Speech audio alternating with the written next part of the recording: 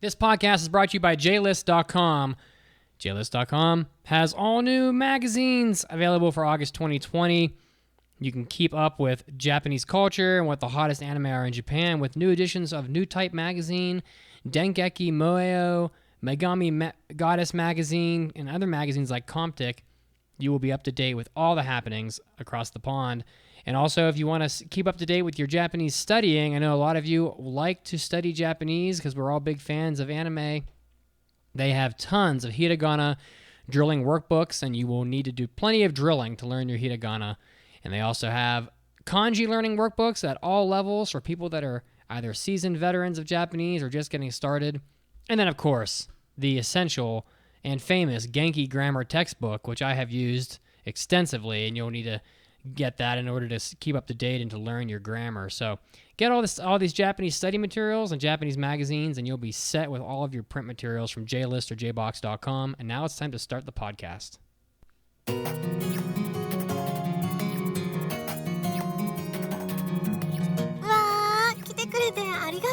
You're listening to the Anime Addicts Anonymous podcast. Take your anime addiction to the next level at aapodcast.com/join.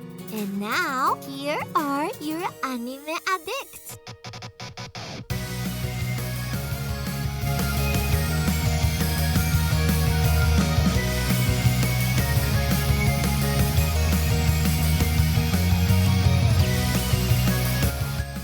Hello everyone and welcome to the 533rd episode of the Anime Addicts Anonymous podcast. My name is Mason. I will be your host this evening / morning / afternoon / 2 a.m. Go to bed already, and I'm glad you're sticking with us. With me are two of my good amigos. First up, we have Mitz. How's it going, my monster ingesting lad? It's very hot here in Denver. It's about 85. Got some storms brewing. But you know what? I'm glad to be nowhere else I'd rather be than right here with all of you guys live on Twitch, and for those of you listening all around the globe. So thanks. I'm glad to be here. Oh, excellent. And Mandi, my other co-host, how are you doing? I'm doing good. I'm excited to be here and talk about a lot of anime and, you know, my girl beating shit up in an MMO. I'm excited. Very nice. Well, we will get to that shortly. But first, got to shout out our Hobby Addict episodes that we just recorded, where we talk about Ghost of Tsushima, Zion National Park, and some documentaries. We have Hobby Addicts that we record, so if you want to get in on all that, including a maybe very special edition of Interspecies Reviewer episode in the future, you can go on over to our main site, aapodcast.com/join, where you can get an account to join us on this and so many endless extra podcast episodes. I think Mandi convinced me to get Ghost of Tsushima. I think it's... Oh, you're welcome. I've got Simulacra now. We got... I think it was Mason that convinced me to get the one Castlevania game where the guy looks like Pyramid Head. But oh, yeah. Yeah, but you know what? This is just a thing, so... Thank you. You're welcome. Okay. The hobby addiction continues. That's right. Listeners, you can find us live video style on Twitch every Sunday at 5 p.m. EDT, so you can come and hang out with the live chat and be a bunch of good listeners. You can also find us on Facebook, where people actually still do post things. We didn't mean to, disgrace you last episode, and we have a fun little challenge going on now, both on Facebook and Twitter, where people are naming a anime series just using emojis, and there's been very hilarious responses so far, so go check those out. The best place to interact with us, though, without a doubt, is on Discord. Thank you. We keep on plugging it, and people keep on joining, and thanks to all of you guys who are joining, and thanks to everyone for being so welcoming. It's such a great community. Oh, yeah. And it's such a good time, so we highly encourage you to check us out there. We have 2 Friday watch parties coming up for a big movie night. First up is on July 31st at 10 p.m. EDT. We're going to be watching Battle Royale, the live-action gory movie that inspired so many anime. So that'll be a fun time. I've never seen it. We might do a bingo card game. We might do a drinking game out of it. I think it'll be a good time. And then on August 21st, we're going to get a collection of some of the best, worst anime dubs of all time. We're talking Garzy's Wing, that tier level, and we're just going to have a fun time watching those. So if you have suggestions on bad dubs that are so bad that they're good, send them my way so we can queue those up. In addition to Discord activities, we have the Saturday night watch parties where we watch the new seasonals, and Anime Club where we're having a discussion on Humanity Has Declined on July 29th, also at 10 p.m. So if you want to get on any of that, just join the Discord and we will instruct you how to accordingly. Was that an intentional selection due to 2020? No, but it's very topical and it's It is. very weird show, so it'll be a strange discussion for sure. We also have my manga club, which would be this Wednesday, July 22nd at 10 p.m. EDT. And we will be going over the first 2 volumes of Knights of Sidonia. So if you would like to join, all you got to do is read before that date and just show up inside the chat room at 10 p.m. EDT. And we'll have a laid-back discussion on the manga. And, we talk about like the story, characters, art, and just any topic that comes up to your mind. And afterwards, I'll give out the next book, and you don't even have to talk. You can just show up and just listen if you want to. So come join us. It'll be fun.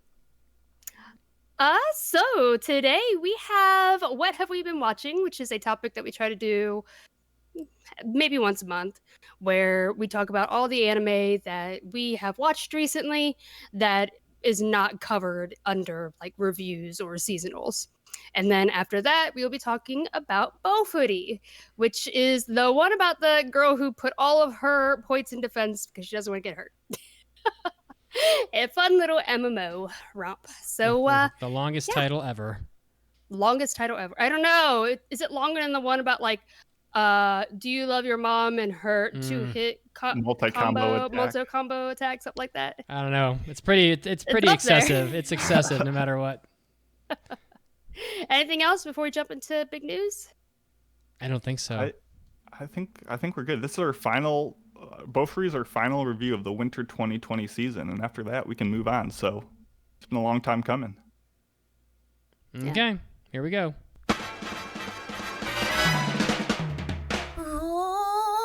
大ニュースです。It's time for big news of the week.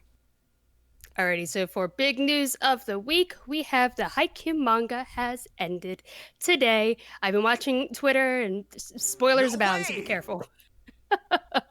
But yeah, so Shonen Jump announced that the manga will end its 8.5 year serialization, which is a combined 33rd and 34th issue today on July 20th. That's in Japan, right? That's Japan time, yeah. So 19th over here. Now the 44th volume of the manga is scheduled for an August 4th release. And Haikyuu has altogether sold 38 million copies of its volumes. The adaptation content, Production IG has adapted the manga into 4 seasons of the anime. Currently, the second core for season 4 should be coming out fall, I believe. I thought it was scheduled for summer, but then they had to push it back because of COVID. So I could be wrong about that, but I'm pretty sure.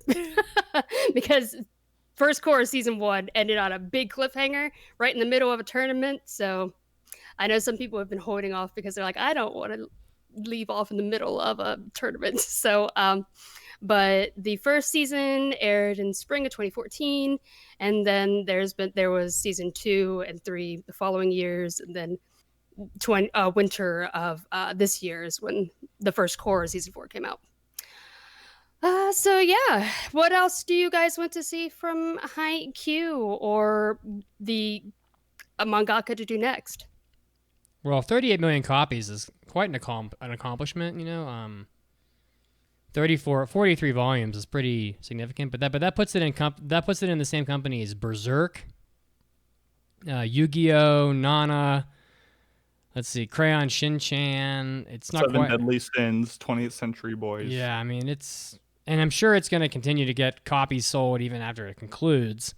Oh yeah. So you could probably just add another, I don't know, 20% to where it is now. So it's going to be up there with like Inuyasha probably eventually. So that's pretty good company. So I saw some talk on our Discord earlier. I'm trying to find it again, but because I haven't been keeping up with the manga. I've only been watching the anime. And someone asked the question, how much more content is there like for anime adaptations, and I can't remember what they said. I can't remember if they said enough for 2 more seasons.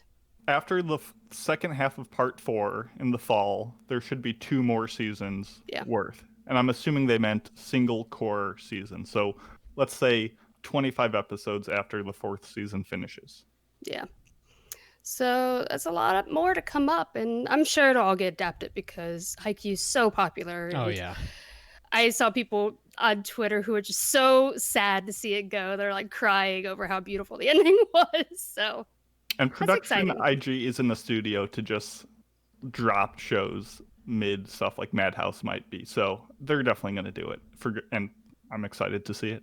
Well, and everybody loves money, right? And so I'm pretty sure Haikyuu is just printing money at this point for production IG, so there is no freaking chance they don't finish it at this. Plus, to get this far to drop it would be a massive Space Brothers level slap in the face. So it's not going to get dropped. There's no way. There's absolutely no way. Be surprised if that mangaka start doing there's so many characters for him to be able to branch out and do like a mini series on some of the other teams. I wouldn't be surprised with how popular it is, and I'm sure fans of the series would absolutely love that because a lot of fans that I've met love these side teams far more than the main team. So I don't know, it's exciting to see what might come next. Yeah. Can we get a spinoff? Oikawa goes to the Louvre. I'd watch that. I just want to watch anything with Oikawa because I love that dude. That was a JoJo reference. I know, I get that. I know. Just letting people know. Yeah. Why Oikawa? Because he's like the Rohan of the show. Is he?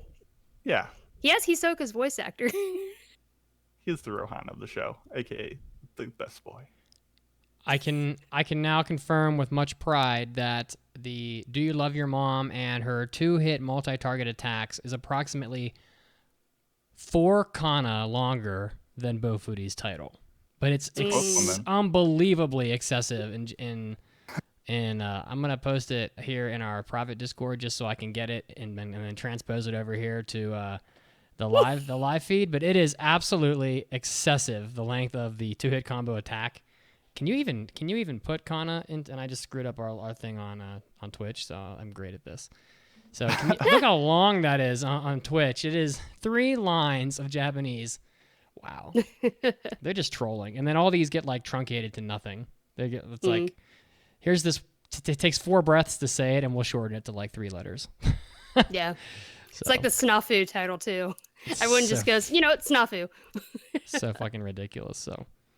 And everybody in the chat is doing some emoji that I don't... Lol. Okay, great. All right, so that's fun. But yeah, I mean, I think you're going to get more. You might get some spinoffs. And Furudate, like, I don't know what he's got planned next. But, I mean, I'm guessing more sports stuff. I mean, to stay in your lane, so to speak, doing more sports would probably be, appropriate. I don't know if it'll be maybe a spinoff of Haikyuu or something different, but I don't know. I don't know. Do you guys have a preference? I'm always a fan of cutting ties, finish your series, and move on to something else. I don't like spinoffs, but like Mandi said, the side characters are so popular, and the side teams and stories get so much love that I wouldn't blame anyone for staying in that universe. Yeah. So, I mean, it's whatever people want. It's I just think that sometimes creators get tired of doing the same thing. If they've been working on something for, 10 years, then, maybe they end it because they want to move on to other things, but can't exactly, whatever he wants to do is fine. So, exciting stuff. And people will get Haikyuu for another year and a half probably in anime form. So, don't panic yet. Don't panic yet. Alrighty. All right. Well, shall we move on from that? The news is kind of light this week, but we're doing our best. Yeah, let's move on.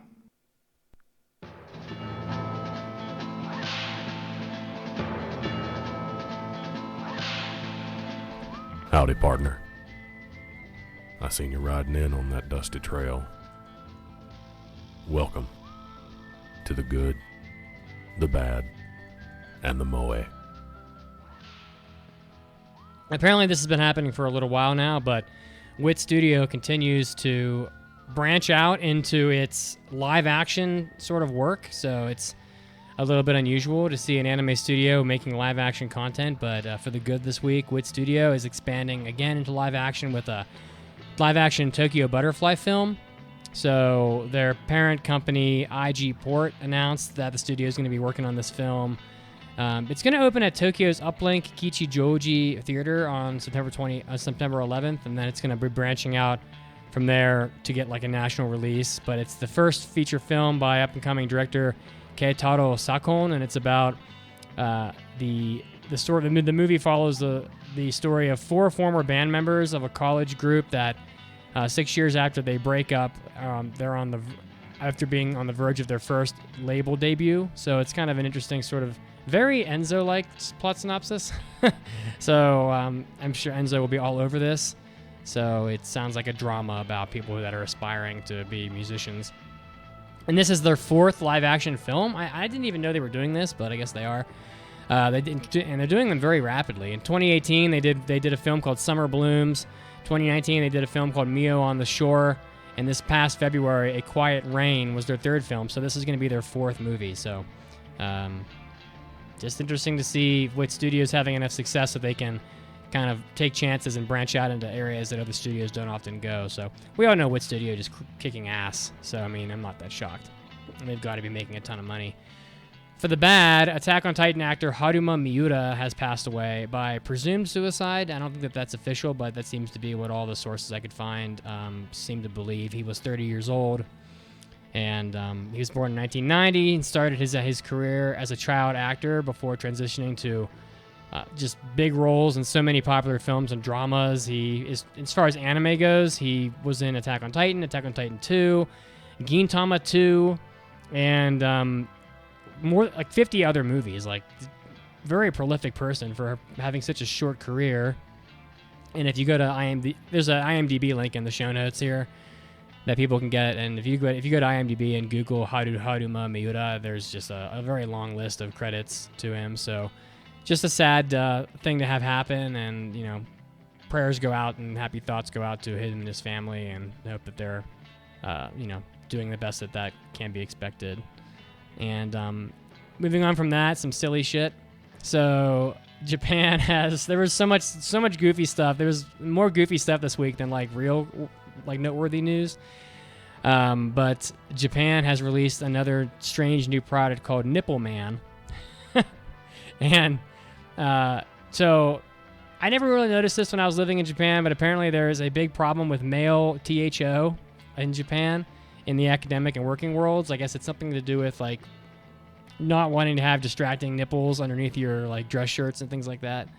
So, but a new product called Nipple Man. I really want to get this photo into the Twitch, but I don't think I can do it while I'm reading the notes. Maybe afterwards. I can read it if you want to work on getting the picture in there. You know what? You go ahead and do it for me, and I'll get this picture. This is worth it. Oh, no, I guess I shouldn't have offered to have said this. So, a new product called Nipple Man claims to tame man's wild nipples. And they look like a circular Band-Aid without the gauze, and they are used to be plastered over said nipples. You get a 20-pack of these little stickers for a little under $5, and then they have, with those, an auxiliary patches of even smaller stickers for even more intense nipples. And essentially you place these upon your person, kind of massage them in, and they are just kind of there to disguise the fact that you have nipples and that people might see them through thin t-shirts or something. I'm not too sure how big of a concern this is. I don't know if Mitz can vouch for the fact. I don't think this is a pandemic that I've seen around, but a nipple pandemic? It is. Apparently enough to make this a product. I'm also not sure this product works. I have a very large image on Twitch right now from Sorta News 24 is the source for this, but there's a before and after photo, and I don't see much difference, to be honest. So, but the directions are press firmly and massage your areola for 3 to 5 seconds, which is just uncomfortable to even say, to be honest, but. But there we go, and the people on Twitch agree that they don't see much difference in the nipple action. So I feel like this is right up the wheelhouse, though, of just kind of unnecessary but amusing, Japanese home little inventions and creations.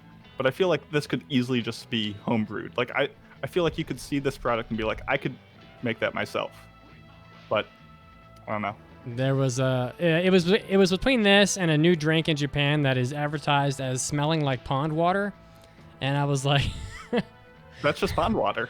I mean, yeah, it's just, but in the end, you just can't beat nipples, right? So I mean, we had to go with that. So, all right, and that's it for the good, the bad, and the moe. Short and sweet, like it's meant to be, but ends up not always being short and sweet. So, Is what it is. Well, with that, we can move on to our 2 sets of trivia. First up is our website trivia on our website at aaapodcast.com. You scroll all the way to the bottom, and there's a picture there. Current theme is Mandy's lesser-known favorites. If you know what that picture is, you type it in, and you have a chance to win a prize. The answer for last week's trivia was Tanaka-kun is always listless, and the person who won was One Ironaut. So congrats to you for knowing your stuff. There's a whole new challenge up there that I think a lot of people could get. So head on over there and play your luck. We also have an in-show weekly trivia question while we go on our news break to keep your noggin occupied. And that is, from the series Bofuri, Maple's machine god armor bears a striking resemblance to an armor set in another anime. What anime and armor set does it look like? Peruse your noodle, and we'll see you soon.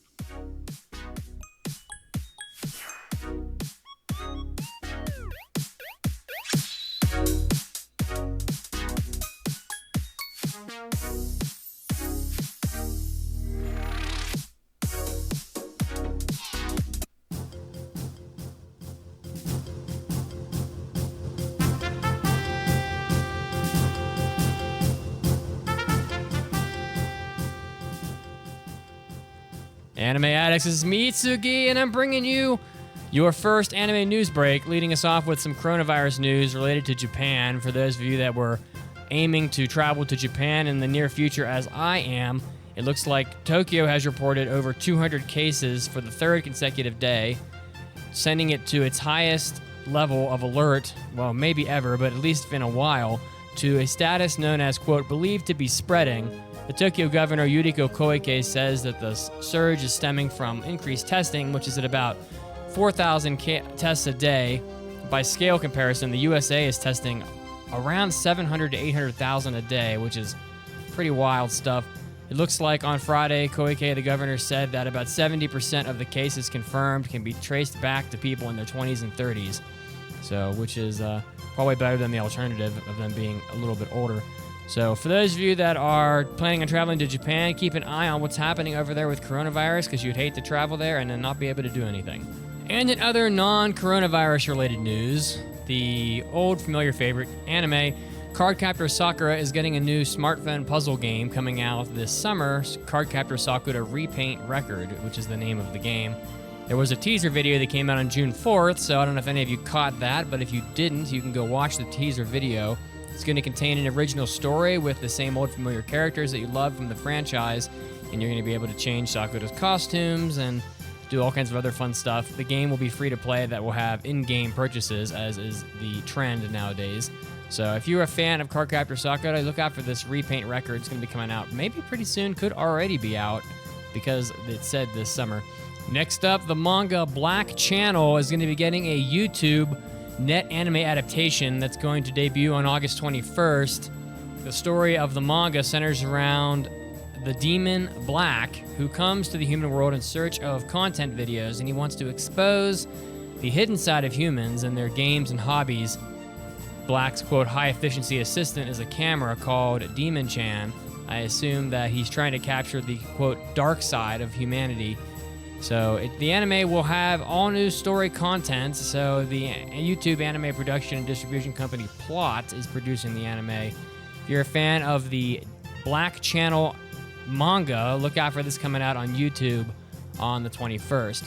And wrapping up our first news break, we have some monthly BookScan list rankings from June, showing you which manga are on top of the world, so to speak, in terms of the BookScan rankings looks like My Hero Academia is still pretty much dominating the list, coming in at number 2, number 3, number 5, number 12, number 13, number 18, etc. And the only real notable supplants in that list are number 6 and number 8, which are both Demon Slayer. So, and also Dragon Ball Super at number 7. So it looks like unless you're Demon Slayer, Dragon Ball Super, or My Hero Academia, no one seems to be reading you too much, at least as far as the NPD's monthly book scan top 20 graphic novels list goes. This is Mitsuki, and this was your anime news break, and now we're going to get back to the podcast right now.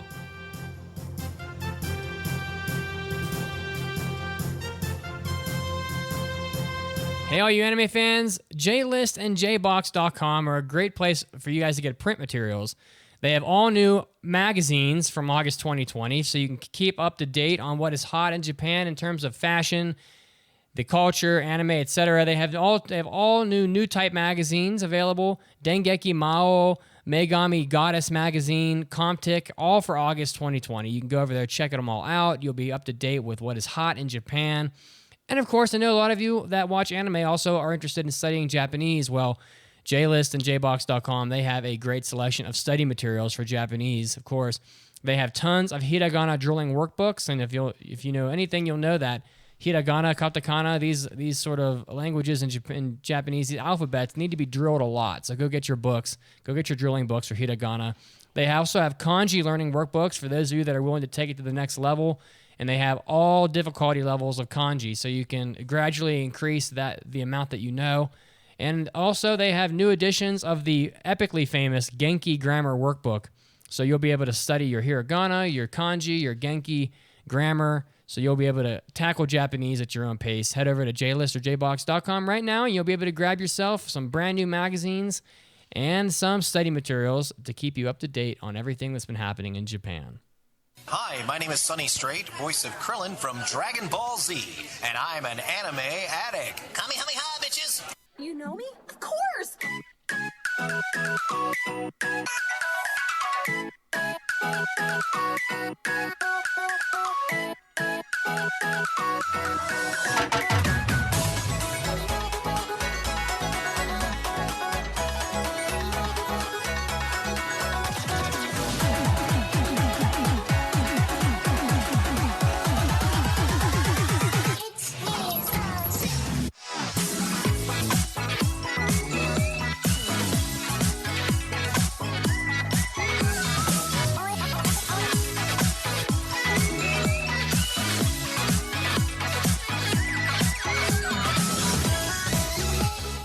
Welcome back, guys, from the news break. I had a very eventful news break. I blame Mandi, but I bought Ghost of Tsushima 3 minutes ago. Oh, I'm sorry to do that to you. If you hate it, I apologize. Oh, did you hear that? Is that thunder? That is thunder. Oh, shit. You may have heard it earlier. My thing went off and said it. There is a severe storm warning, so if I lose power, I apologize. That was the gods Thundercats. cursing Mitt's purchase. No. That was so loud, too. Big boom. Big bada boom. All right, and for the intro trivia, Maple's machine god armor from the series Bofuri bears a striking resemblance to an armor set in another anime. What anime and armor set does it look like? I did not know this, but the Dendrobium mobile armor from Mobile Suit Gundam 0083 Stardust Memory. Who the fuck knew that? What the hell? There was another trivia question I was going to do, which was like, I read somewhere that Maple's name was a reference to Maple Story, like the MMO, but then I couldn't find any kind of interview that confirmed it. I wasn't sure, someone was just making shit up, so I removed it and found a different one. The Twitch is asking about it. They said for me to let them know my thoughts on Ghost of Tsushima on the next Hobby Addicts, but I should note that Mandi just talked about Ghost of Tsushima on our Hobby Addicts we just recorded. Episode 219, I believe, to give you an idea of how many of these there are for you to listen to. She already talked about it for 45 minutes, so you already have that waiting for you for this week. So, yeah, you might find some stuff that you dislike and don't really bother me. So, well, it's worth talking about again. I am a trophy whore, so I probably will be going after that, especially since I know that it's not a hard platinum trophy. So we will see. Have you ever? Sorry, and one question: have you ever played Assassin's Creed, or do you have any strong opinions on it? I played Basically, no. I played about an hour or 2 hours of like one of the very first ones. One of the ones where you like jump off buildings and then in hay bales and shit. Assassin's Creed. The original, All maybe. of them. Oh, they're all like that. Okay. This was Pretty much. years ago. I probably rented it, and I don't know if I don't know if I really liked it or not. I didn't play enough of it, but I'm sucked in by the hype of Ghost. A 9.2 on Metacritic from people is pretty high, so I can't go overlooked. And I've been waiting for this for a while. This is really This is like the last big game for me until Cyberpunk, anyway. So Yeah, right. I was just curious because it's not exactly like it, but there are definitely some gameplay mechanics that are similar. So, well, you said just curious. I think you said it was even a little bit like The Witcher 3, so I'm in. A tiny bit, yeah. Are you ready for your manga minute? I am.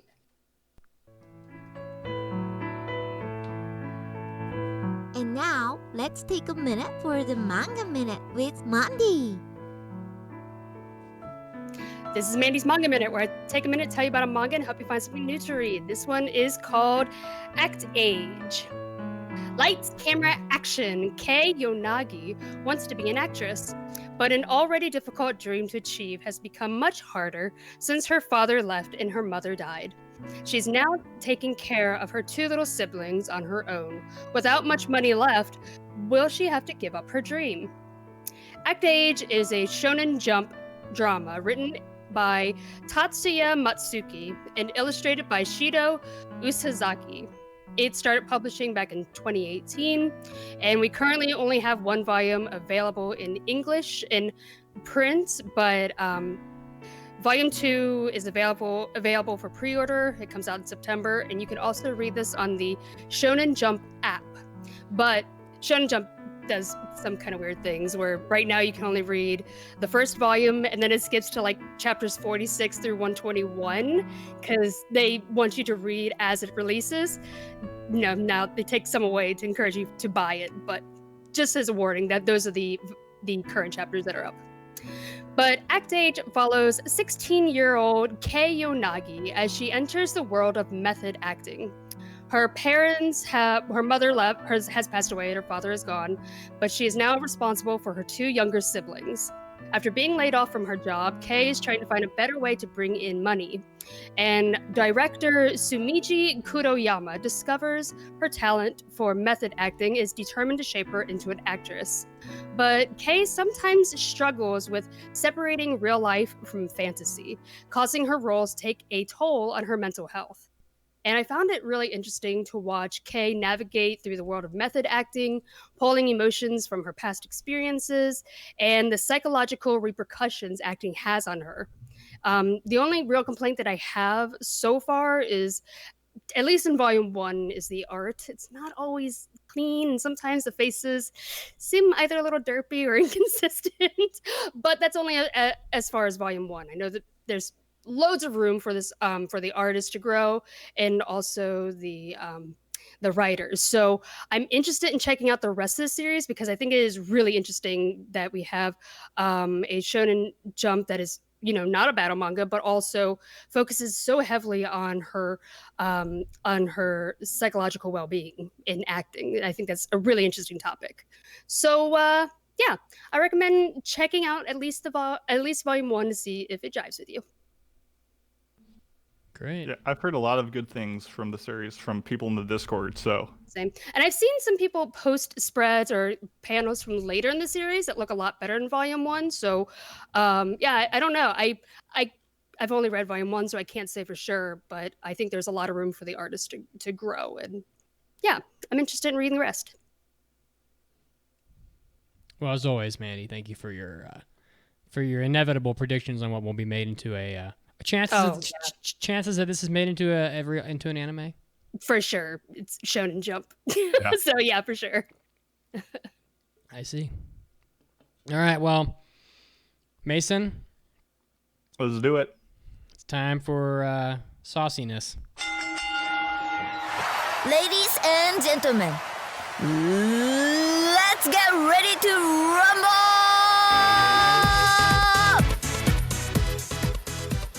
Welcome to another episode of Anime Arguments, where we accept your hot takes, unpopular opinions, and tough questions that you want us to just hash out. You can submit your own by going to our website, going to the mailbag dropdown, and clicking anime arguments. Today's argument comes from Shogunek, who says, Cowboy Bebop is so highly regarded, not because it is that good, but because it is so unique and wouldn't be as regarded well if there was other anime similar to it.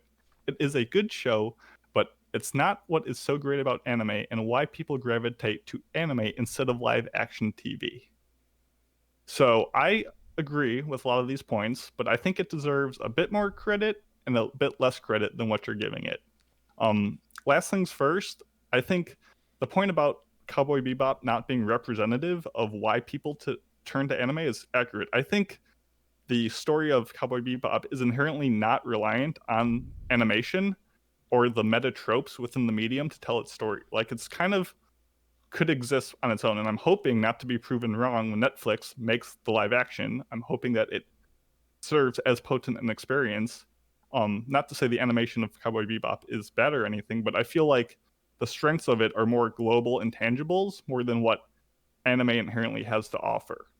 As far as what makes the anime so good, obviously it's stylish. It's got super suave characters with fantastic designs and motivations. It's got a super unique setting between like the Western outlaw and futuristic space technology, and it's got like a god tier soundtrack. So I think to not say it's good is a bit of an understatement. It's well regarded for a reason, and I agree that a lot of things that are unique are inherently better regarded. I mean, myself, I will always prefer to watch something that's not quite like other things, just because, I don't know, I like unique things. But like when you look at other shows that came out from that era, within like the same year, you have Trigun, you have Outlaw Star, you have Initial D, you have Serial Experiments Lane. I would say all of those shows were pretty unique and important and have held up well over the years, but don't quite have the same level of like universal appeal as Cowboy Bebop, merely because I think a lot of people watch Cowboy Bebop as their like first or second show, and just from that nostalgia alone is kind of what helps it, have good standing in the community. So I think just on that, it can kind of rest on its laurels, but to say it's not a great show is still an understatement. So I think there's just two things at play that make Cowboy Bebop so popular. So I don't know if you guys have any input. I don't know if you rewatched Cowboy Bebop at all recently, but it's no surprise. Essentially, it's good and it's still good and it's timeless, and yeah. I think Cowboy Bebop is a lot of nostalgia. So I think that it was just available to a lot of people. So, and it's at a point in time when a lot of people listen to like this podcast. This podcast is mostly listened to by people like in their 30s. Like the 30-year-olds make up a pretty big chunk of the listening audience. And if you're 30 years old or so, then you're growing up during Bebop time. Bebop, Trigun, Outlaw Star, Ronin Warriors, like all this shit that was on TV.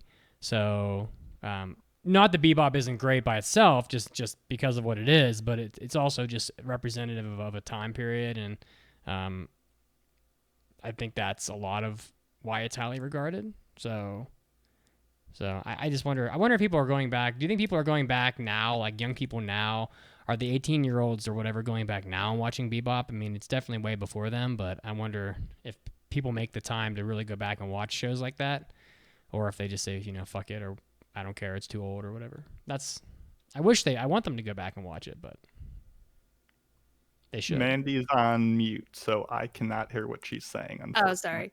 So, yeah, no, I think so. There are a lot of people right now on Twitter that are going back and watching Legend of the Galactic Heroes. So, I don't know. I think people go back and watch old shows all the time. I don't know. I think also with just Cowboy Bebop, it has so much style to it too. I don't know. I think a lot of people fell in love with the music and the characters and just the style of the show. I don't know. I don't really have any strong opinions on it. I don't know. Yeah, I think coming out right at the fulcrum of when anime boomed, like it is one of those things where that show alone boosted up anime. Probably not, but right place, right time has helped it have an immense longevity and influence. And I think as long as people continue to champion it and promote it, I think newcomers to anime will go back and watch it to not miss out. So as long as people keep talking about it, people will keep watching it, and that's important. Well, I noticed that Adult Swim or whatever, Toonami, I guess it's called now, even though it's like late at night. It's they're showing Paranoia Agent right now, and I had the thought, and I was like, damn, like way to reach back like 20 years for the Paranoia Agent.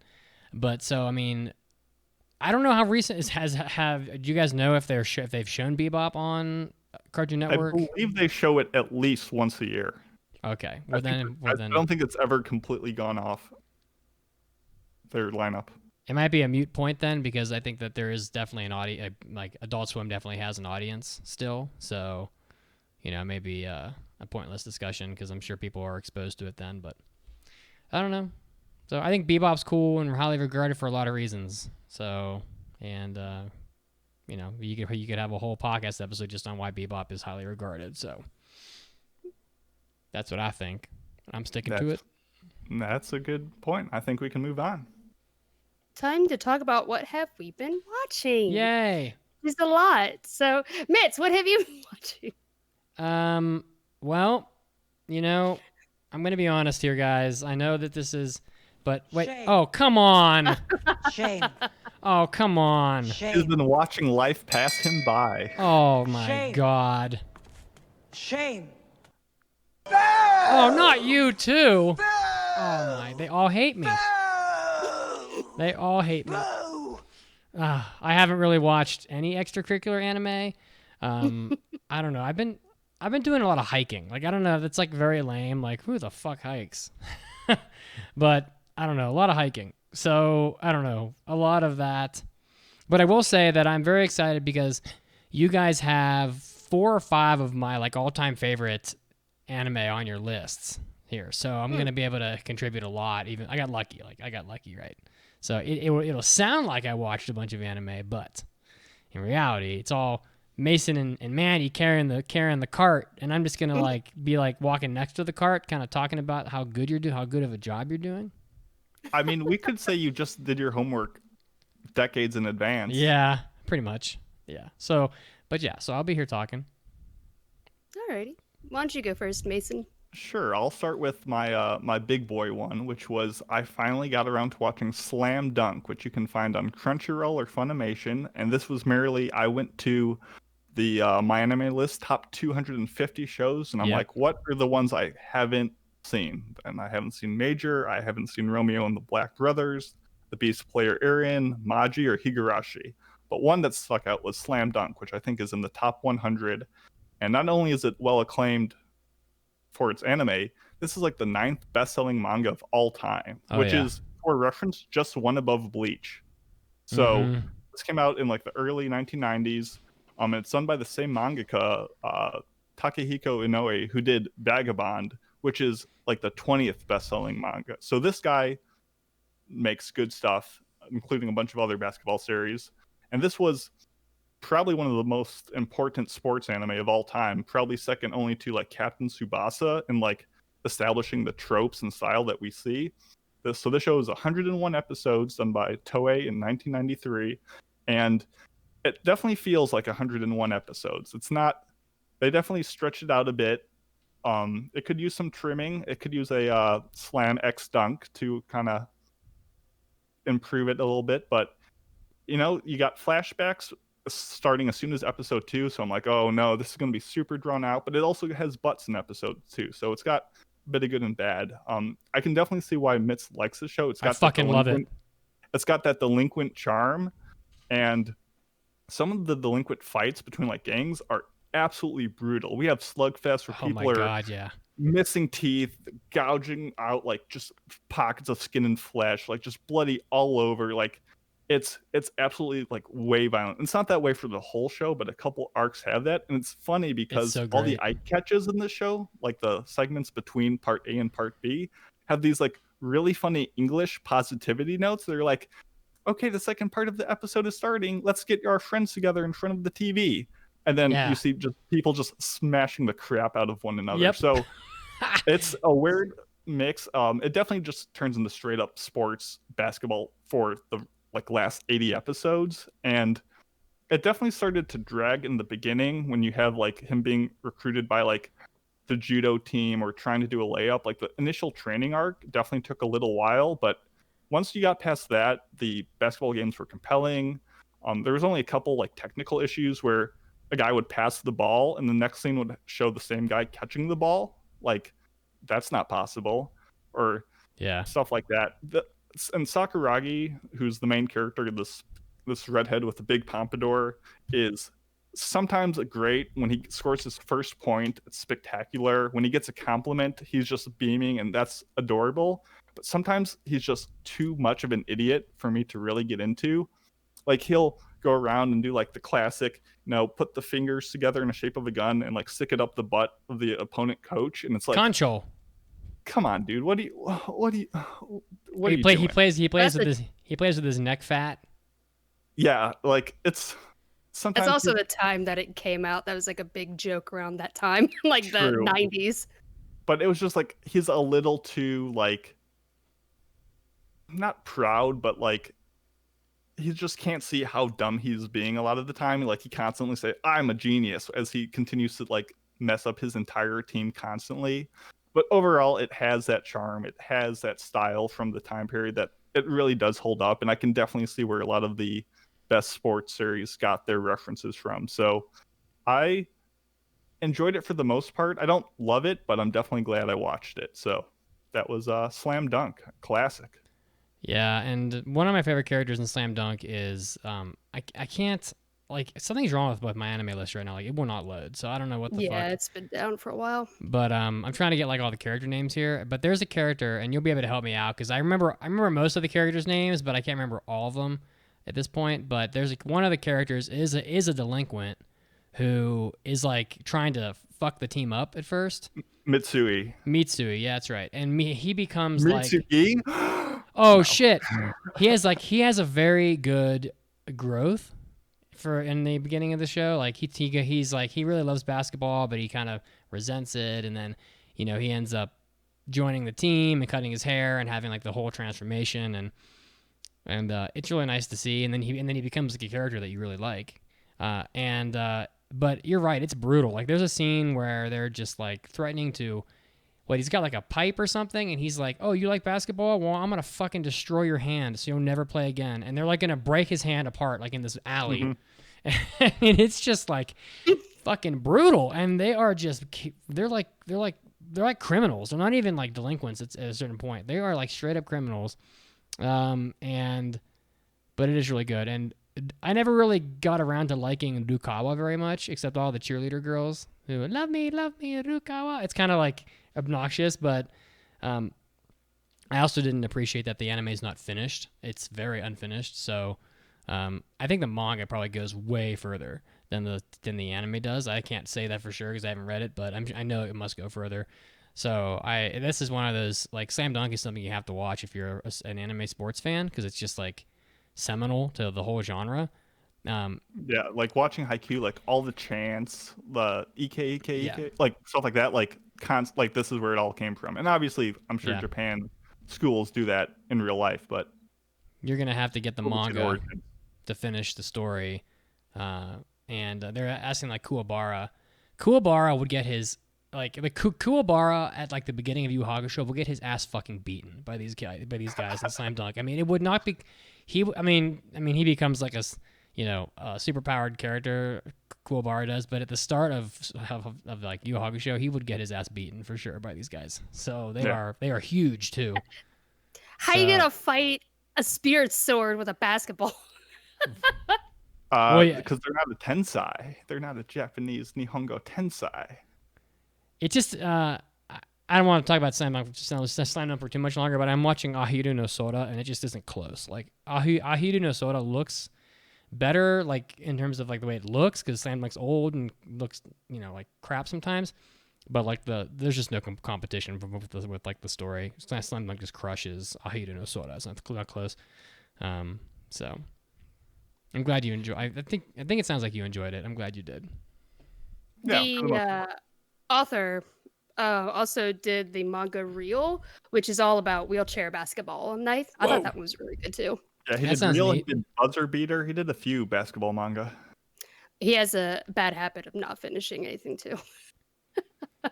But if everything's good, you're like, he didn't finish, but he starts up something that's equally excellent. So I think Slam Dunk was like 30 something volumes long. I don't know if it ever got an 31. actual ending. Well, that would suck. I can't remember.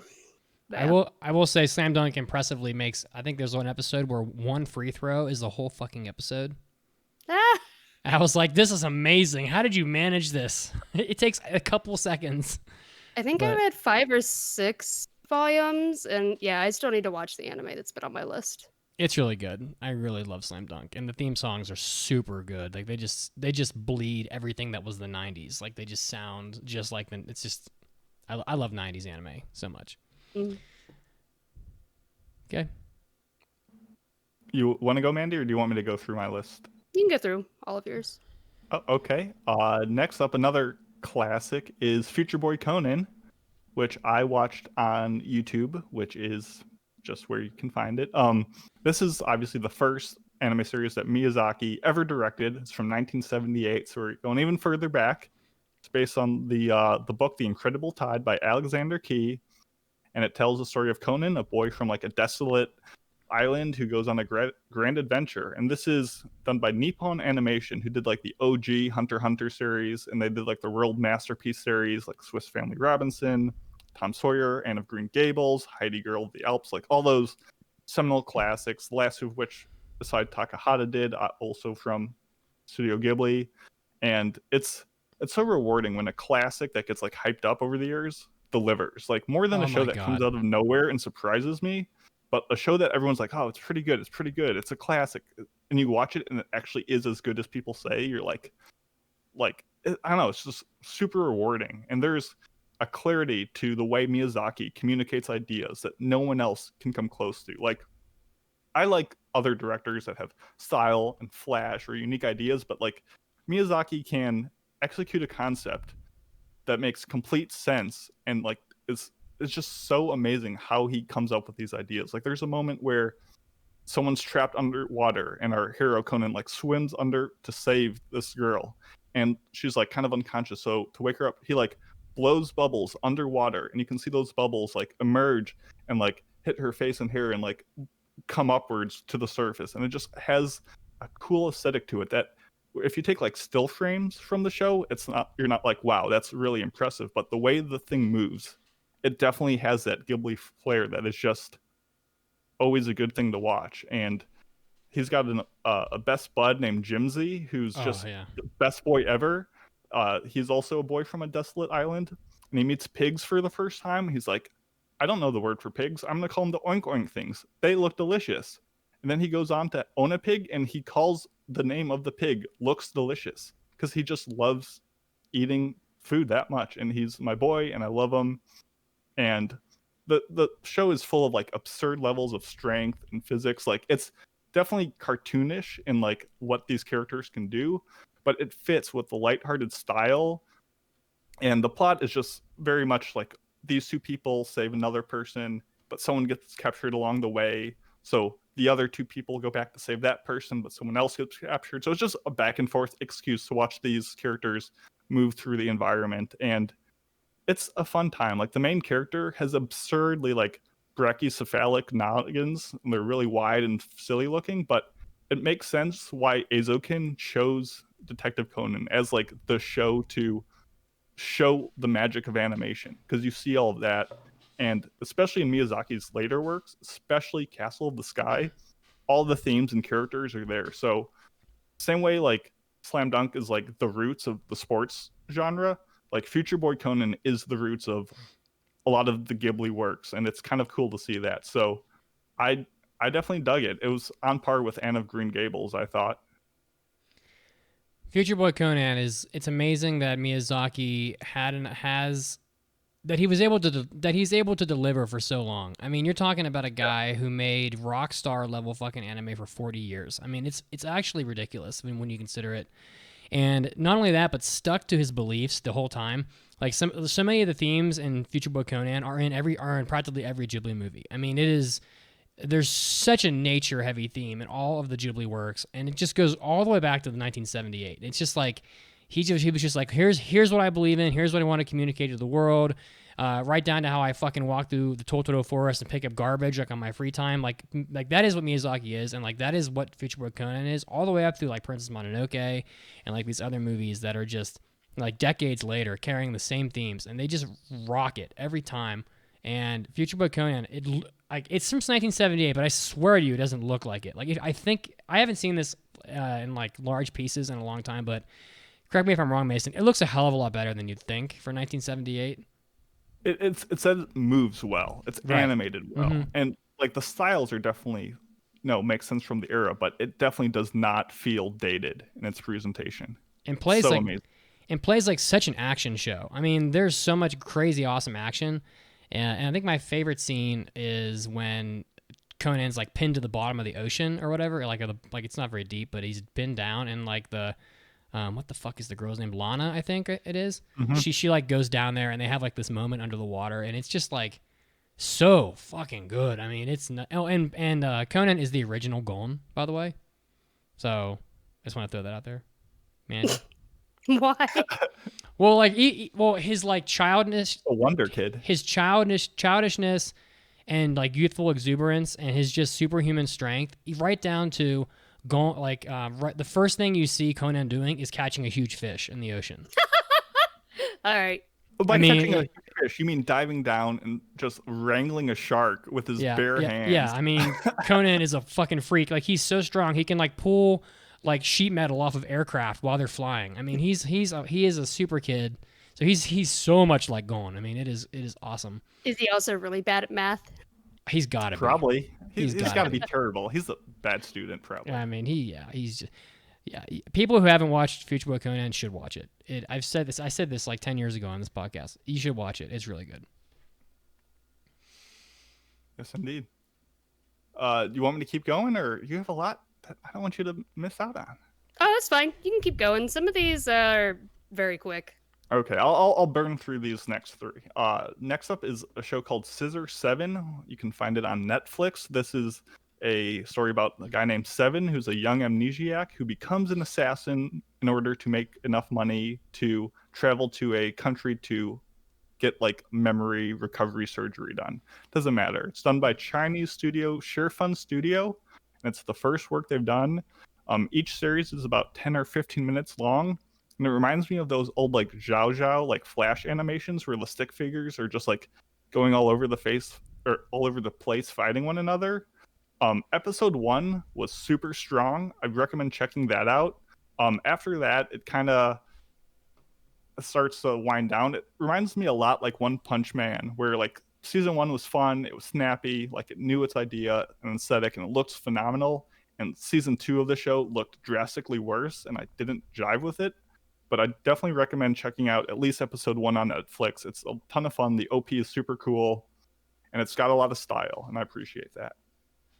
Next up is Sound Korea, which you can find on Funimation or Hulu. I watched this because this was done by the same director as Kaguya, Shinichi Omata, and it's a romance about a boy who is really into zombies. Ooh. And in the process of trying to revive his beloved cat, he soon finds a girl that, let's just say, isn't quite alive anymore. And the show definitely gets darker than I was expecting. There's not so much with like perversions, but just like bad family dynamics, and like, you know, when your parents kind of let you down, that's almost more disturbing than the zombies in the show. So episode 2 is by far the most heavy and upsetting, so they lay it on early. But it's a spring 2012 anime, Studio Dean. It looks really solid.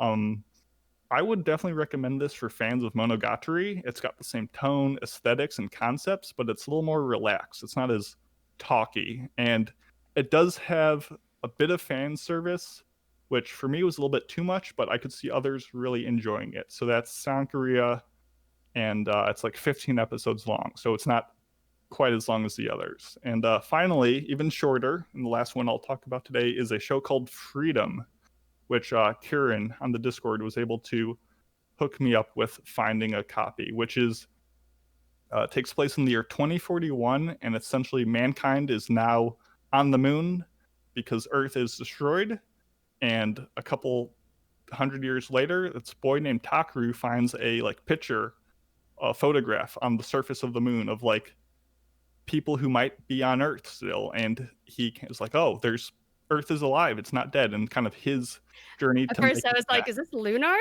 This is Wally. Never mind. This is just Wally. It's like a CG version of the first hour of Akira with cup noodles because, and this is the strangest part and why I had to watch it. This whole show was a promotional project to celebrate the 35th anniversary of Nissan cup noodles, like the instant noodles, and you would have no idea that they had any involvement. You can tell they just said, "Hey, make an anime and put our noodles in it." So they're like, "Let's make this weird space epic that has 3 seconds of people weirdly eating big cups of noodles with Nissan in big letters so you can see it." But if you remove those 3 seconds from each episode, you wouldn't even know it's a commercial. It's kind of strange where they went with it. And despite being a decade and a half old, the CG relative to what we have in 2020 looks so good. Just like Detective Conan, Future Boy Conan, the CG looks phenomenal. The racing looks kinetic, and the shots of the moon look chef's kiss, amazing. It's done by a director who has really only done CG, and so he knows what he's doing. I've checked out some of his other works, and they don't quite hold up as well. But at 7 episodes, if you like different visual styles, Freedom was pretty good, and I definitely enjoyed it. And it's got some cuties in it, and it's got some science in it, and it's got some noodles in it, and it's got just people doing the absurd. So those were the big 5 shows I wanted to shout out. I tried a bunch of others that I ended up dropping, but we don't need to get into that. Let Mandy go. Free Mandy. Yeah. I finished Inuyasha, which was, man, it's funny watching that as an adult because it wastes so much time, but it also makes sense if you think about it. It's it was a was it weekly? I think what was it on Toonami originally? I can't remember. It was on Adult Swim. Some of the programming blocks in Yeah. Adult Swim. I thought it was on earlier. I thought it was Toonami. I think it's. It might have been on both. I'll look it up. It might have been. I can't remember, but it makes sense that it's all about the journey, but it's still funny watching, binge watching it as an adult. I was like, ooh, I do not remember how much I hated Minoku. he was far worse than I ever remembered him being. And yeah, it was fine though. It wasted a lot of time, but it was all right. And I still love Sesshomaru a lot. Fluffy. Yeah, I felt bad for him because he's always at the wrong place at the wrong at the wrong time. Where someone will die in front of him, everyone will be like, "Sesshomaru, what did you do?" And he's like, "Literally fucking nothing." Well, not that he really cared, he just walks away. But Yeah, it was still funny.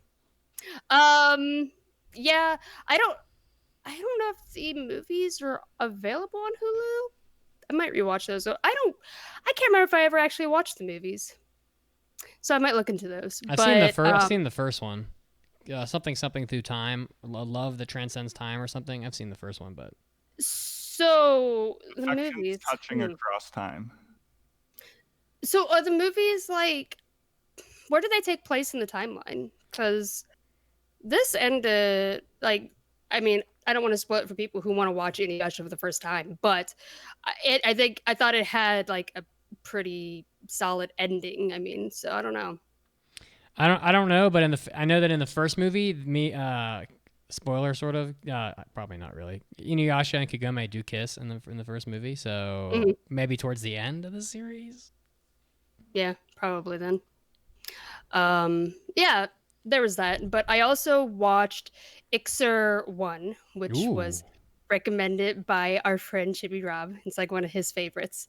And there are 2 of them, and they're short OVAs. Ixer 1 I watched, it's a 3-episode OVA, but if you watch it on, I couldn't find it anywhere quote unquote legally, but it is available on YouTube where they've condensed the whole thing into just one video, and I couldn't even really tell that it was separated the way that they put it all together.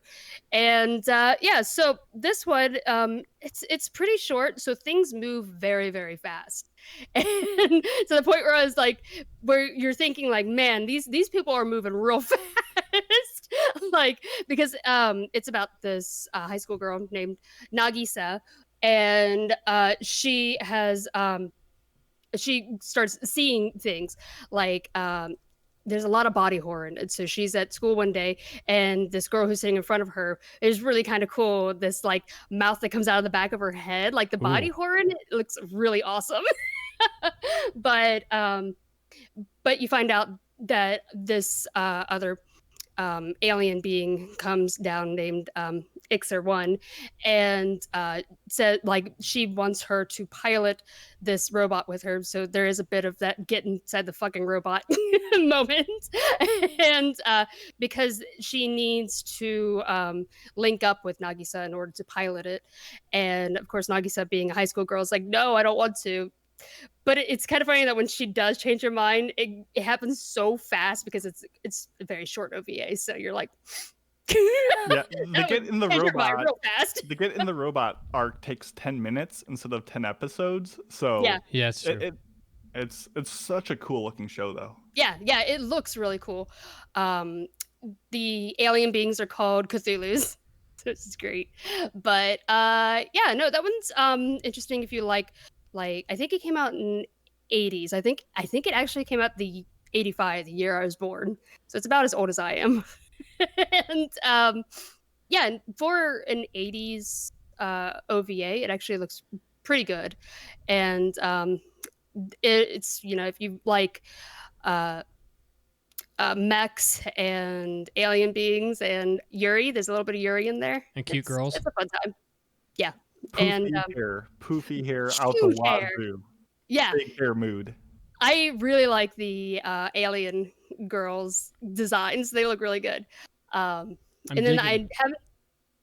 I'm digging this girl with the blonde hair. Yeah, Ixer. At least I think that's how you say it. I'm not positive.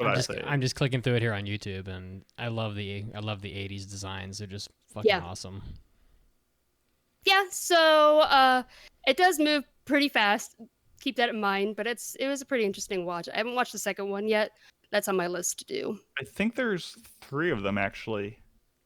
I think the second one is called, like Ixer 3, and then there's a third one called Excellion or something. I'm not sure, but you gotta dig to find them. But I'm definitely excited to watch the later ones. I've only watched the first one like yourself, so. Yeah, so that one was on YouTube. Also, if you want to watch the last half of Inuyasha, it's only on Hulu. Netflix ends at I can't remember, it's like episode 54-ish. So if you want to watch past that, you have to go to Hulu. The other one that I watched was Iria, which I believe Mitz has done a retro dive on before. I love it so much. And Iria is so hot. It's just ridiculous. She has a great design too. Yeah. So this is available on Retro Crush, which is we've mentioned it before, but it's an app that you can download and watch. It's not entirely all retro anime. A big portion of it is. They do have some newer stuff on there, so it's not 100% retro. But you can watch a lot of them on there for free. You don't have to pay anything. It was weird because I didn't even have any ads. I was like, how are they making money off of this? But so you can watch that completely for free if you have a device that can run the app. I know it's on iOS. I'm not positive about Android. I'm not sure. You could check it out, but definitely on iOS. And so Iria is another very short OVA, sci-fi OVA, and it had 6 episodes. I watched it dub. I think they have both dubbed and subbed available. So, but I watched it dubbed just so I had an easier time watching it. But it's about this woman who is a bounty hunter, and she gets a mission to go to hunt down this certain alien, and then her brother Gren is taken, and so she is trying to get her brother back. But then they discover this alien, this gigantic alien thing. I think it was called Zerium. Mm-hmm.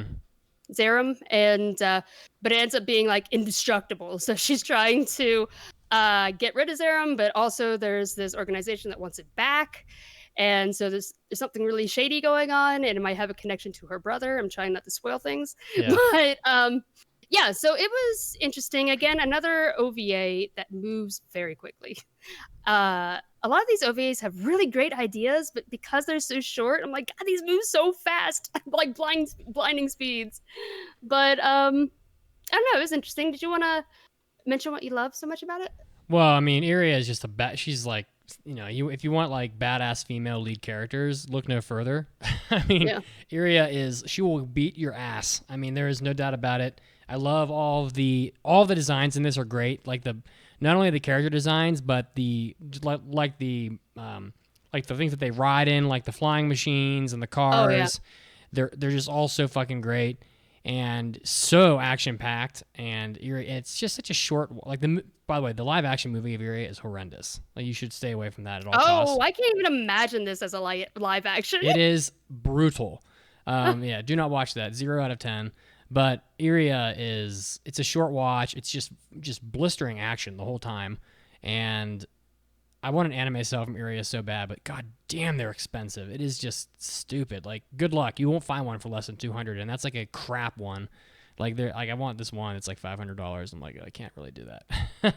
But yeah, I mean, Iria is so cool. She's just so friggin' cool, and I don't know. I just love her as a character. She's like one of my favorite female characters. So if you just want to watch her, she has a great design. Yeah, she's just gonna beat your ass. She's not gonna show remorse. So I also was laughing my ass off because there are characters named Iria, and then there's like Kay, and there's Gren, and then there's Bob. Oh, Bob, yeah, Bob. There's a character named Bob. When they introduced him, I was like, they ran out of names. They're like, Bob. Yeah, but, this is great. It's such a small time investment. So yeah, and it's available on Retro Crush if you want to check that out.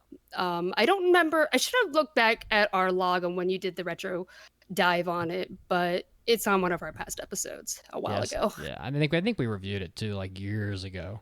Oh, okay. Yeah, like years and like probably 10 years ago, but the next one that I watched was funny because I thought that I had seen this before, but I was thinking of something else. So when I started this, I was like, oh no, I haven't seen this. And that is Key the Metal Idol. And I think the reason why I thought I had seen it, I was getting it mixed up with Parasite Dolls, which is an old OVA. And I think when I was reading the synopsis, I was like, yeah, I've seen this. And I watched it. I was like, no, I haven't seen this. Maybe so not. Key the Metal Idol, man, it's this one was so disappointing because down on paper, it sounds like it would be amazing. But I was very disappointed by it. And it is, I watched this also on Retro Crush. I watched it dub on Retro Crush. And this came out early 90s, I think 94-ish. And I can't remember who did this. What studio? Studio Period. I think that's how you say their name.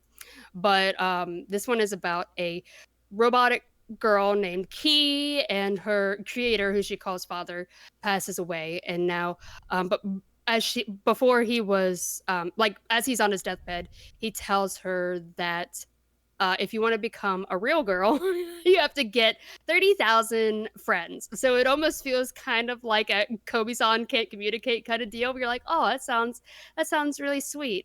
Because if you're reading the synopsis, she wants to become an idol in order to gain friends. I was like, that's a really interesting topic. And it does dive deeper into the dark side of the idol industry. And on paper, that sounds amazing because you're like, wow, there's so many ways that they could go with this, because you could also make the comparison of how, idols are manufactured or maybe don't have it, like basically robots or treated as robots. There's so many cool things, but this anime wasted so much time. The pacing in this is horrendous. So it's 15 episodes. And I'm gonna tell you, we don't even get to the. I mean, they mention idols at the beginning of the series, and like she sees other people as idols, and she's kind of makes a suggestion that maybe I could become an idol. And her friend, who is like, I think she was a friend of her father, or like I can't remember, but or maybe a neighbor, but she kind of looks over Key ever since that her father passed away. And so she's like, no, don't get into that because it's it's a dirty business. And because Key at the very beginning gets picked up by a guy who wants to try and use her to pose for porn, but Key, being a robot, doesn't understand any of it, so she's just kind of going along with what anybody tells her, and her friend had to save her from that. But then we don't actually get to her being an idol until so far in the season. I was like, and as far as I know, it's only one season long, and it was. I mean, we went through a whole part where she becomes like an idol for a religion, where like they kind of worship her and think that she's going to have this ability to heal this sick child. But man, it takes so long to get to what I thought would be interesting. I was like, ooh, this is boring. So I don't recommend it. You could try it out on Retro Crush on paper it sounds like it'd be really good. Yeah, this seems right up my alley, and I've heard the name. Yeah. Like, He the Metal Idol just like has stuck with me for years, and I've just like never got around to trying it out because it seems so interesting. Yeah. But dang, that's a pain. By the way, it is Studio Pierrot. Pierrot, okay. Pierrot. Yeah. Try it out if you want, and then see if you like it more than I did. But woof, I was bored through most of it. I think you sold me on skipping it, so thank you. Yeah, me too, actually. You want to talk about porn for a second? Mm-hmm. Yeah. I'd rather not, but this is not my list. So I after many years of hearing about it, I finally watched Kite. So that was interesting. And this is one where it's a two episode OVA. I watched it uncensored, but if you want to watch it censored legally, you can watch it on Crunchyroll. They just took all the pornography parts out of it. And I say hentai, but it's not. Didn't really feel like a hentai at all. I'm gonna contest that Kite is not a hentai. Yeah, it has some pretty detailed sex scenes in there. Don't get me wrong, but as far as when I was looking up information on it, apparently they threw those in there because they thought it would help it sell better. So it's like there's like 2 sex scenes in Kite, and they're both super explicit. But there are a few. But like they just come out of nowhere. Like they don't belong in the anime at all. They don't fit or make sense. It's just like, oh, we're talking and having this conversation. Boom, change scene. We're just fucking. It's just like what? Mm-hmm. Like it doesn't make any sense. Yeah, so it is available on hentai websites. I'm not gonna tell you where I watched it, but I did because I wanted to see it uncensored to Pornhub. Get somewhere. I'm not gonna say where. But I watched it uncensored because I wanted to get the whole experience. But you can watch it censored on Crunchyroll. And it's about this schoolgirl named, I don't know if she's technically a schoolgirl. I think she's that age, but she dresses like a schoolgirl, named Sawa, who is an orphan. And she is an assassin for this guy who's just so horrible. All of the sex scenes are with him. So... Oh, yeah. I recommend watching it on Crunchyroll probably because what I watched was not sexy. And but it has some really interesting parts to it where like her earrings are a big deal, where she like her red earrings are very striking, and when people when this guy that she has an interest in sees her earrings, she's like, my earrings actually contain the blood of my deceased parents. I was like, this is so dark. Fucking dark. Here's something funny for you. So on AnyList, the site I use, I have it set up so it doesn't show me any like hentai material on the site. And so I went to the Kite page to look it up, and it says just in big letters, Kite isn't quote unquote really hentai, but it kind of is too, and it's a bit complicated. It's a bit complicated, yeah. I'm like, you know what? That told me everything I need. So even the site agrees with you. Go ahead. No, it's fine. So she doesn't know who killed her parents, but you do eventually find out in the series. And man, this OVA was so brutal. It's fucking crazy. Very violent. Yeah, and it had a really sad ending too. So maybe don't watch it uncensored because it's just sad porn. No one likes sad porn. I actually recommend it censored, and Yeah. I think you're in it for the shock of it. Like there's it's very like no holds barred. I mean, it is like right from the beginning. Like right in that first scene in the elevator in the beginning is just Mm-hmm. so fucking violent. And the action scene in the bathroom goes on forever. I mean, it is so long. I mean, it is just they destroy half the fucking city block in that action scene. It just starts with some guy peeing in a urinal. I mean, it is like crazy shit. In '98, and it is cell animated as far as I could tell, and some of the action scenes are really good in it. I was really surprised for such a short OVA series. And the subway scene is great too. With what the fuck is the boy's name? I can't remember, but I know who you're talking about. Yeah, and for those of you that like Kite, Mezzo Forte is like the other one done by the same director, and it is also in the same way, just like a random two sex. It similarly has very similar looking characters. They're very like in terms of like their faces at least. They both have incredible action scenes, but then you'll just have like two just super explicit sex scenes just randomly jammed in there for no reason whatsoever. And I think you're right. I think it's just there to like sell copies, but Mezzo Forte is I don't like it as much as Kite, but it's similarly like great action. For those of you that like want to have a just an action show where they don't fucking care. Like it's like, you don't want to watch like an old lady get her head blown in half? Don't care. Here it is. Enjoy it. So it's like it's almost like back in the 80s when no one gave a shit and it was just obscene violence. Kite and Mezzo Forte are kind of like in there. It's like, whatever. If you want to watch a guy get like his eyeballs gouged out, like there you go. Enjoy. So I did watch it dubbed. Someone in the chat said it's not dubbed. It does have a dub version. That's the one that I watched.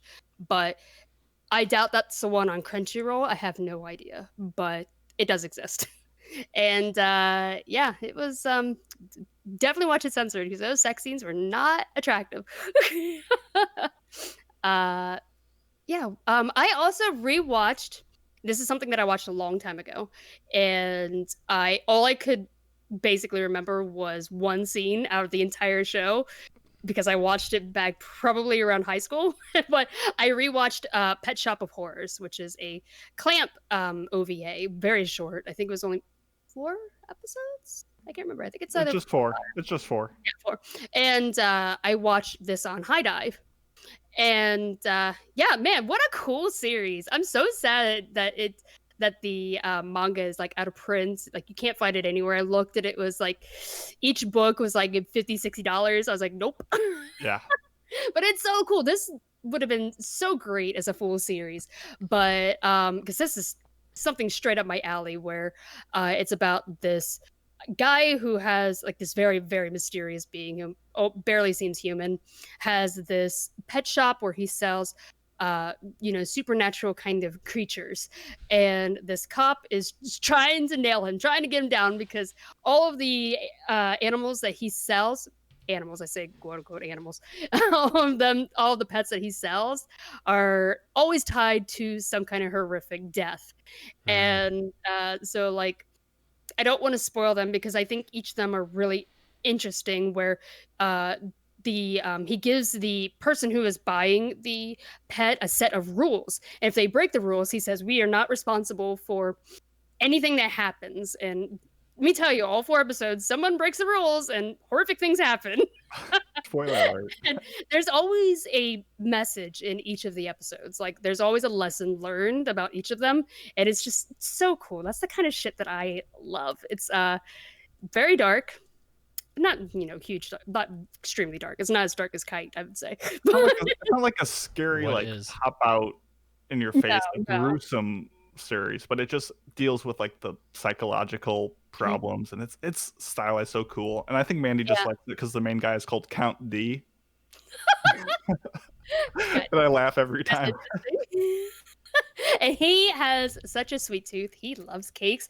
The cop every time is like, man, all I gotta do is get him some cake to get him to talk. But yeah, it's really interesting, and the atmosphere is very dark. Like this is Clamp before they had ridiculous proportions, so they don't have noodle boys in this. But yeah, I definitely recommend checking that one out. It's very short and on High Dive, and yeah, no, it's really good. There's a very interesting mermaid scene in it. So was that the one you remembered? That's the one I remembered. Yes, I remember that's the the one I mermaid. remember. I watched this a couple years ago, and for 4 episodes, this is absolutely a must-watch. Yeah. Don't Yeah, feed definitely recommend it. don't feed them after midnight. Yeah, don't feed the rabbits after midnight. And don't you get them wet. Don't you do it. It's funny how accurate that is. I also watched the Legend of the Galactic Heroes movie Golden Wings because I forgot that Legend of the Galactic Heroes had movies, and I was like, oh shit, I should watch those. I kind of regret this one. It's not great, but so this one is just all about Reinhardt's backstory, and I feel like I already knew all of this from the original series.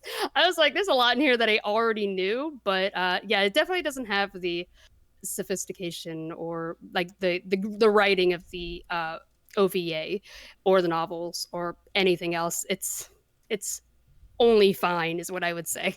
And like all of the character designs are also slightly different. I read that it was supposed to take after the manga more so than the OVA.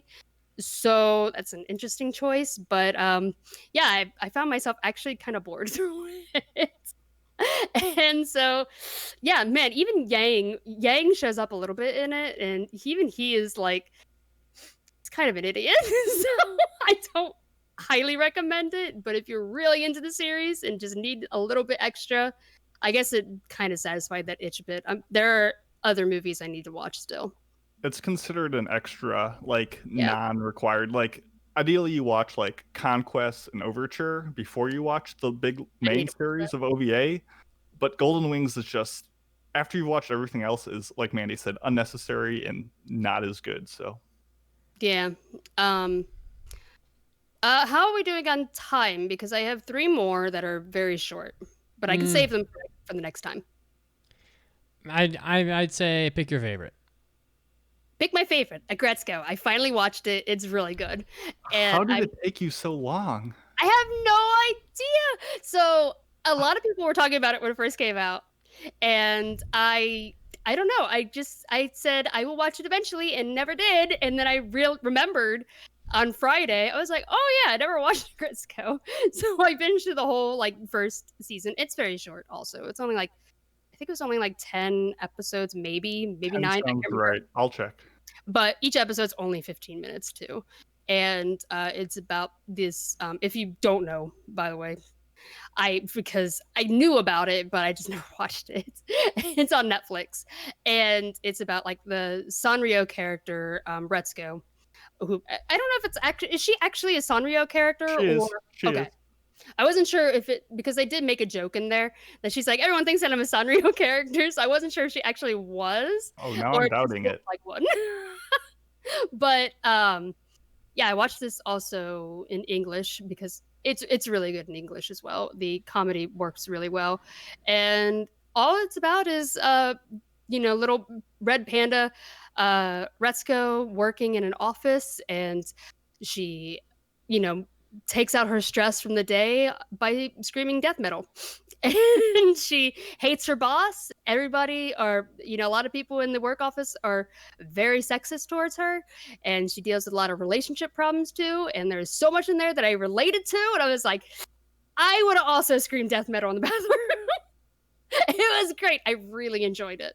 Everyone has things to relate to Agretzko, and it's both season 1 and season 2 are 10 episodes. It was a co-production between Netflix and Sanrio, and yeah, relatable. But the real reason I thought you would have seen it is because it's directed and written by the same guy who does Please Take My Brother Away.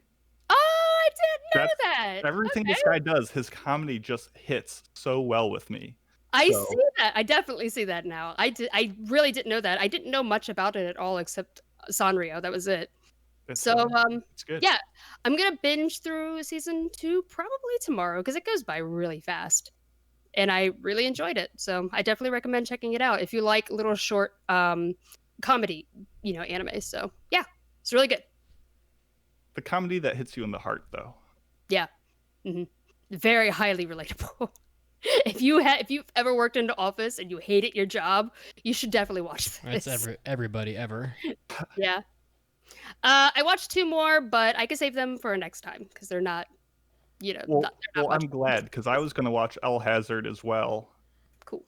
So we can talk about it. Yeah, then. I also So- watched El Hazard, the OVA, Magnificent World, and I also watched Angel's Egg, which are 2.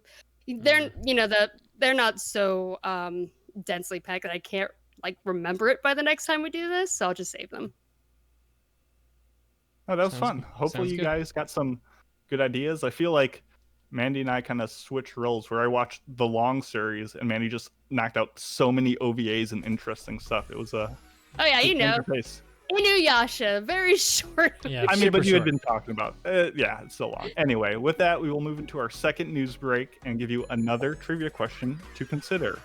In Bofuri, Maple has an ability that is so broken it gets nerfed by the creators of New World Online. What is the name of the ability, and how does it get nerfed?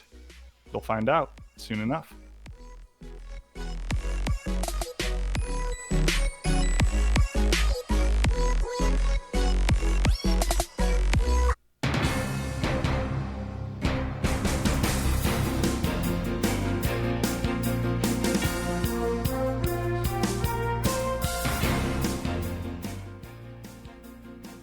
Hey everybody, Mitsugi's here, and it's time for news break number 2, so get excited.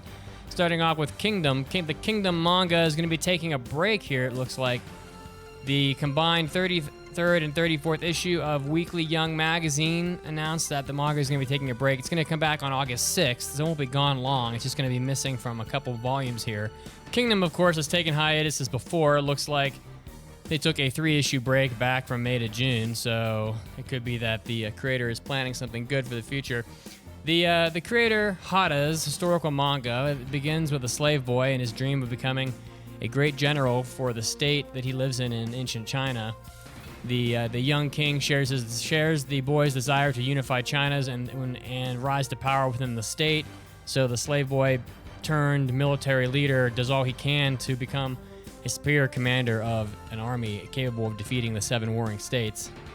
Also, this was made into an anime series that has 3 seasons out now, so if you're a fan of anime, of course, and I'm guessing you are, you can go check out the adaptation, but just know that Kingdom is going on a short break here. Looks like also, next up in the news, big news here, Silver Link, a very popular anime studio that has done all sorts of popular properties throughout the years, is going to be absorbing and dissolving its wholly owned subsidiary anime studio Connect. So for those of you that are fans of Studio Connect, the bad news is that it's not going to exist any longer. It looks like Silverlink will absorb them into themselves and discontinue everything that Connect has been doing. The good news is that Silverlink will inherit all of Connect's rights, which means that a lot of the properties, in fact, all of them that have been done by Connect in the past, will be able to be carried on by Silverlink should they choose to. But it's just interesting that that 2 studios have sort of merged, so to speak, and are becoming one studio, which will inevitably, I'm sure, satisfy what kind of strategic plans that studio had for their business. Next up in the news, Seizai Gambare Maho Shoujo Kurumi Magical Girl comedy anime is getting a 3rd season. So for those of you that are fans of Do Your Best Magical Girl Kurumi, which is a short anime, it's going to be getting another season that's going to debut on the BS11 channel in Japan on October 7th. So this looks like a pretty fun, cute little Magical Girl anime that if you're a fan of Magical Girl properties, you'll be able to check out the 3rd season coming up here pretty soon. The 1st season centered around Kurumi Azuchi Monoyama, a normal 14-year-old girl who attends middle school. One day, an angel named Deviloon that looks like a Tasmanian devil appears before her. Deviloon grants Kurumi the power to be a beautiful magical girl, dinosaur angel warrior, Prisma Pink, and tells her to fight the evil Darkness Whales organization. So if you're a fan of this, there's a third season coming, so get excited. And lastly, we have some just catching you up on the Japanese anime TV rankings in Japan for the most recent week, so you can know what is hot in Japan on television. And of course, it's this normal crowd here: Sasai-san, Detective Conan, Chibi Maruko-chan. The sort of newcomer, I guess, Hakushon Daimao 2020 is coming in at number 4, which is interesting. One Piece, Crayon Shin-chan, Doraemon, Butt Detective, Curious George, Digimon, all sort of rounding out the list. These are all children's anime for the most part, just giving you a little taste here that even in Japan, anime is mostly carried by children, and the stuff that we usually watch is more a subculture as it is in the United States, but we love it anyway. But just interesting to see what anime are able to crack this list of just monstrously popular children's shows, and apparently this week it was no one. So this was Mitsuki, and this was your anime news break. And now, as always, we're going to get back to the podcast right now.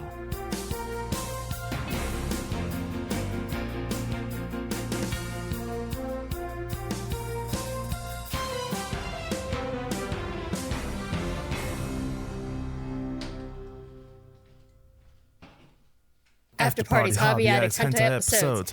After Parties Hobby Addicts Hentai Episodes. After Parties Hobby Addicts Hentai Episodes. What in the world are you two doing? I'm trying to sleep here. It's midnight. We're using Mandi's arcane power to do a content prayer dance. Yeah, we're hoping the content gods bless us with thrilling entertainment for the fans. Content prayer dance. You know, there's a much easier way to make better content. How about starting with studying our vast archive of additional content on AAApodcast.com? Oh, I already have. I mean, it's only $7 a month for almost 8 additional episodes every month. That's less than $1 per extra episode and super easy to get to. Just gotta type aapodcast.com/join to become a member. You went through the whole archive? It's hundreds of hours. Well, senpai, anything's possible. If you believe. I think I'll just leave you two alone. Hey, is he gone yet? Yeah, ready. Yeah. After Parties Hobby Addicts Hentai Episodes. After Parties Hobby Addicts Hentai Episodes. この番組は JList.com の提供でお送りします。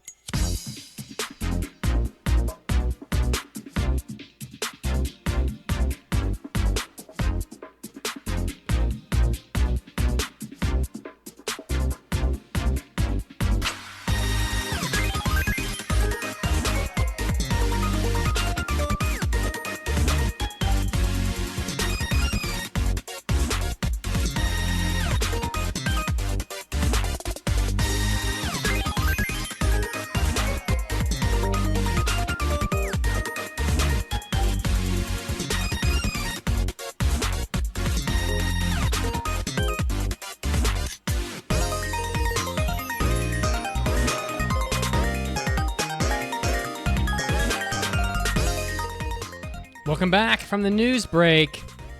And for your intro trivia question in Bofuri, Maple has an ability that is so broken, she really has several that are just broken, that it gets nerfed by the creators of New World Online. What is the name of the ability and how does it get nerfed? It happens right at the beginning of the series.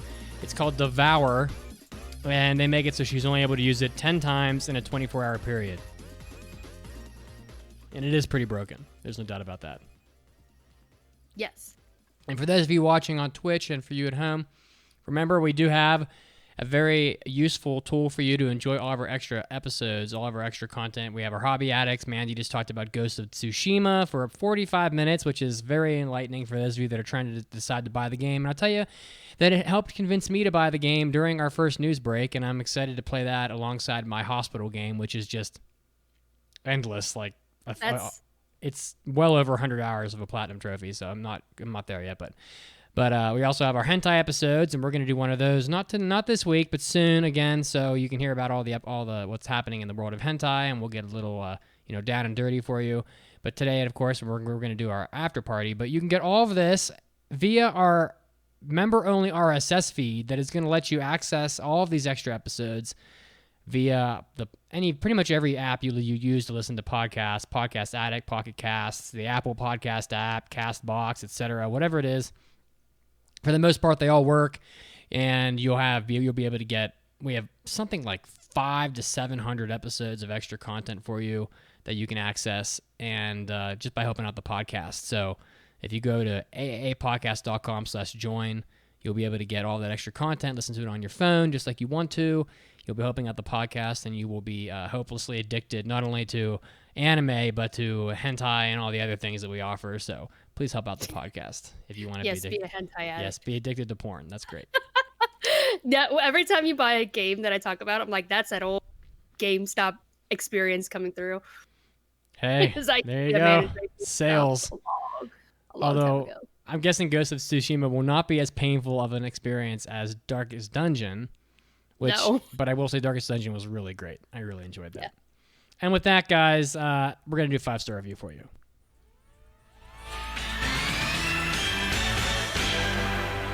It's time for iTunes review.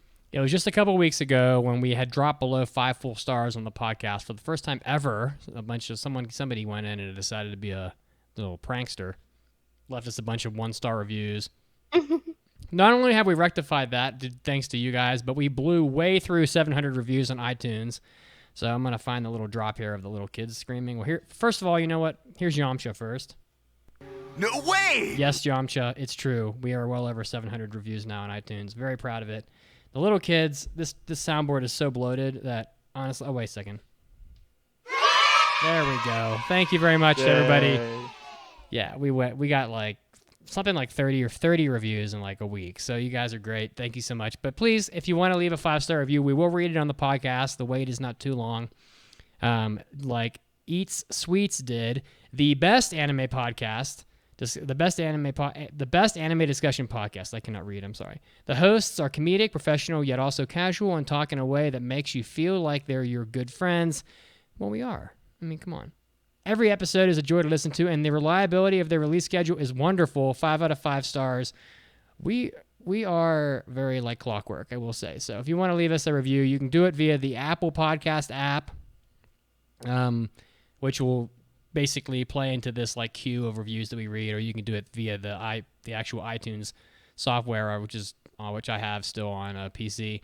But wherever you listen from, please leave 5-star reviews or whatever the equivalency is, so that people know that we're good and that people will listen to us. So we don't really do a lot of marketing, but if you leave reviews and tell your friends about us, that word of mouth is very powerful, and that's in your hands. So please help us out. I would argue that we have a better than clockwork release schedule, because Mitsugi was the MVP and released last week's episode up early, free of charge. Yes, well, I went out of town, so I didn't want to leave people hanging. I'm not making excuses like that, but you put the team on your back, so thank you. Well, thank you very much. And now we're going to jump straight to our mailbag segment. So we're going to jump into that right now. It's time for an almighty anime mailbag. Anime.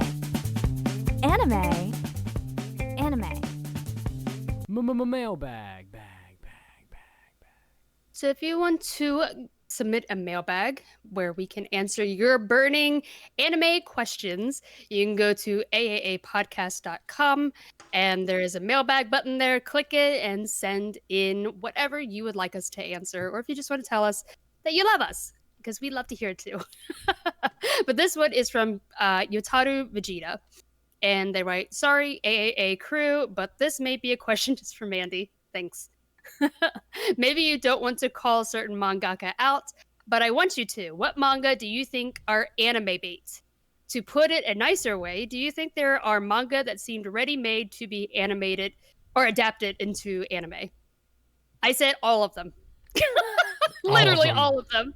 Because, I mean, people always joke that I have this clairvoyant ability to predict what manga is going to be an anime, and it's not true, because all mangaka want their manga to be anime, and either that or their publishers, because it's a publisher who decides what gets usually there are also different situations, but typically the publisher decides what manga gets adapted into anime, and so their editors may tell them to make changes so that it works better to be animated in their mangas. So it's a big team effort, what better way to advertise your manga than to have an anime that will reach a broader audience? And that's why we call those anime manga bait. That's why the manga goes so much further past the anime, because a lot of anime are they exist to try and bring you to the manga. But I think the easier question to answer would be, which mangaka do I think make manga that almost feel like there's no plan to have an anime adapted. And I would say the two that come to mind, my mind at least, are Neo Asano. This is when I did it. I answered this question last night. So these are the two that came to my mind last night at like 1 a.m. But Neo Asano is one of them because his manga are so visually abstract sometimes, and the way that he just tells the stories are a little bit abstract and extremely dark adult themes. And I don't think he ever wrote them with the intention of them being adapted into anime, and I think that'd be so hard to do, and that's why I don't think we have any. I know that his manga oh shoot, now my brain died. I was thinking of Day. Like that maybe could be an anime. Yeah, that's the only one that I can think of because that's one of his lighter series, and it feels a little bit more anime-ish than the rest of his. Oh man, why is my brain the one with the girl in the rock band? My brain died, and I can't remember it. Not Solinen. Solinen, yes. That has... Yeah. It is Solinen. Okay, yeah, that one has a live action, but... so I think some of his might be good for live action, but I don't think they're ever made with the intention of anime in mind. Also Junji Ito, because his works stand so well on their own, and they have for so many years before the Junji Ito collection ever came out. And I think with just his art style and the way that he panels his manga, and I don't think they were ever made with the intention to be adapted into animation ever. I think when they made the Junji Ito collection, I think a lot of fans of his agreed that you lose a lot if you don't read his manga. And I think it just works so much better in manga form. So, yeah, I don't know. Those are the only two that came to mind. Also, Kabi, because all of her works are personal and they're basically journals. There are some mangaka who do that too. I don't think they ever want them to be anime. And just to chip in, it's hard to tell because my first instinct would be a lot of the Oshimi manga, like Flowers of Evil, and like a lot of his work. I would be like, those don't seem like readily made to be an anime, but clearly they were. So it's, who knows?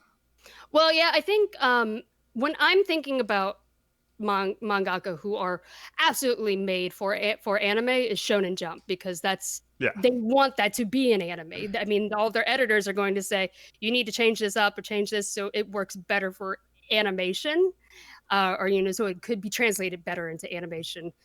I know they absolutely do that.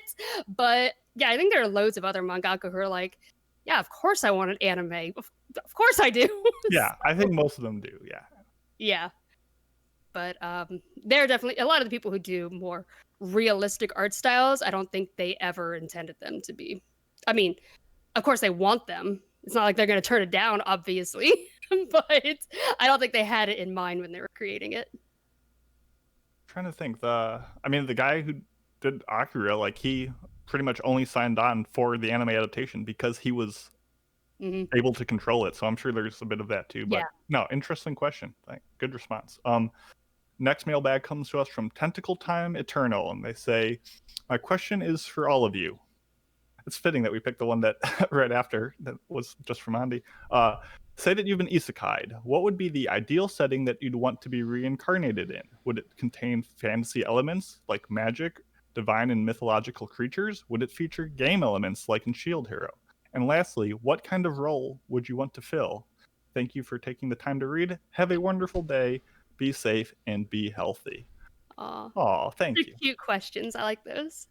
I'd go for the RPG elements. I love RPGs and adventuring and getting my level up, like in Shield Hero, like where you go out and you just like grind on monsters or whatever. Like, I would love that. So that would be super fun for me. So I would do that. And if I can get a cute girl like Raptalia to hang out with me while I'm in my fantasy world, that would be a big bonus. So we'll go with that. I have no desire for an RPG because I can play RPGs in real life. Like, I don't need an isekai to experience what I can already experience in this world. Like, I want something absurd and random and like so off the wall. Like, isekai me randomly. I just said a place that has like magical stuff going on, specifically with weird creatures that I could eat, like the guy from Drifting Dragons. But I don't know. I want something completely random, not the basic stuff. Like I said, I could live an RPG. I could be Geralt if I want to. Yeah, you can do whatever you want. Yeah, I'm sure. Well, prove it. Well, no, I'm not saying I could be RPG in this life, but I'm saying I can already experience RPGs through video games. So gotcha. why waste a perfectly good isekai on what I can already do in this world? I want to be Geralt. Don't we all? I mean, I don't know. I think I didn't choose an RPG because I think I would instantly die in an RPG. So I said, I want my cyberpunk bartending job. That's what I want because I love that visual novel so much. And I just want to serve drinks at a bar that has, cyborgs and robotic corgis. And we just chit chat and become friends. I love cyberpunk bartending. It's great. I mean, on a long enough timeline, that will be a real thing. So I hope I live long enough. Come on, science. Let's get this cyberpunk thing going. But if I could change who I am, I'd want to be Geralt. All right. Well, let's move on to the last chunk of our podcast here, the Bofuri review, which is the long-awaited, I think, sort of long-awaited review here. Like, this is from way back. I passed this back on episode 508, so that's quite a while ago. And it's one of the holdouts from winter, I think, if I'm not mistaken. So we are going to be doing that. You can watch this on Funimation and Hulu. It's done by Studio Silverlink, which has done a ton of stuff. I think Silverlink just, if I'm not mistaken, if I'm getting this right, just absorbed Studio Connect. So so Studio Connect doesn't exist anymore, and Silverlink just absorbed them. I mean, they owned them to begin with, but Silverlink's did like Kokoto Connect, Chivalry of a Failed Knight, and the director is Shin Onuma, who did Bakuto Test and A Sister's All You Need, and other works from the same studio. And the story centers around Kaede Honjo, who you'll forget that name immediately because she just becomes Maple, who is invited by her friend Lisa Shidamine to play a VR MMO game called New World Online. And basically, she doesn't like being in pain, Kaede. So when she's designing her character, who's named Maple, she decides to put every single point into vitality so that she doesn't feel any pain or get injured or whatever. So, and for those of you that know, like, that play these types of games, you'll know that you don't really want to put all your stat points into the same. You don't want to put all your points into the same stat, but it ends up working out pretty well for her, as we'll talk about. As a result, she moves slowly and can't use magic, but she has skills called Absolute Defense, and as a result of pumping all of her points into vitality, and she basically becomes like unstoppable and crazy OP. And makes lots of friends, and it's basically just like a fun romp through this world. It's not real plot heavy, and not all that serious. So, guys, what were your expectations going into Bofuri? So I watched this as it was airing, and after I watched the first episode, I was like, oh, so it's interesting because it's an isekai with a female protagonist who's very overpowered, but we haven't, seen one with an overpowered female protagonist in a while for isekai. So I was interested, but I was also kind of worried that it wasn't probably not really going to go anywhere. And even if it didn't, I was just hoping that it would stay wholesome because I was, I'm always wary of isekai going down the trash road. So I was wary of that, but I was still, excited to watch it because it just seemed like just a fun ride. Had pretty low expectations going in. Looking through like the Mal list at the beginning of the season, I don't think it would have even registered. Like, it looked very typical. I mean, I haven't really played, besides Maple Story, ironically enough, I've never played an MMO. I tend to strongly like not jive with Silverlink shows. Like, besides Snakakun, it's been like a decade since they've put out something I really enjoyed. So I was going in with a very low bar. I watched the first episode with the Discord watch party, and I was pleasantly surprised. I was like, I get the concept, I get the joke, I like the execution of it, but I'm like, I don't know if this is going to be able to sustain itself for another 11 episodes. As for me, I mean, I watched 4 episodes, I think, right off the bat before I did impressions, so I knew exactly what the show was. And I would say that the rest of it didn't really bring a whole lot of surprises for me, so I think I knew exactly what this show was when I continued watching it. So that being said, Mandy, would you recommend this show to people, or would you not recommend Bofuri? I thought this was fun. I was really happy that it didn't go into any trash directions.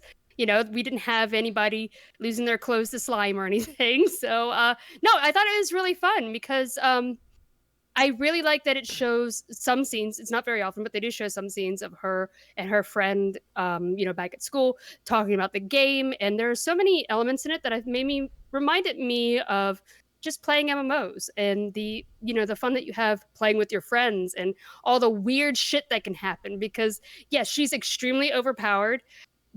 What she chose to do with her character is broken as hell, and they haven't patched it out. But I tell you what, that shit happens in Warcraft all the time. It takes a lot of complaining to get it fixed. But no, I thought it was really fun, and I think out of all of the this isn't technically an isekai, but because it's they're just playing VR games. But I think out of all of the RPG anime that we have seen that revolve around MMOs, is the one I think nailed the feeling of playing an MMO the best out of all of them. There are a lot of things in there I was like, wow, this feels like this game that I've played, or this is very typical of all MMOs, and you kind of just roll your eyes like, oh, I know exactly what that's like. But yeah, no, I think it's very interesting. The music is not great, but I think the character designs are the cute moe style, and no, I thought it was fun. I would watch season 2 if it brought one out, but I really don't think it did one. They announced it. They announced it. It's, yep, yeah, right at the end. Of course, if you need your anime to actually go anywhere, this isn't going to be for you. But if you really want to watch something that's like, I love MMOs and I just love experiencing them and seeing other people play them gives me joy, you should check this one out.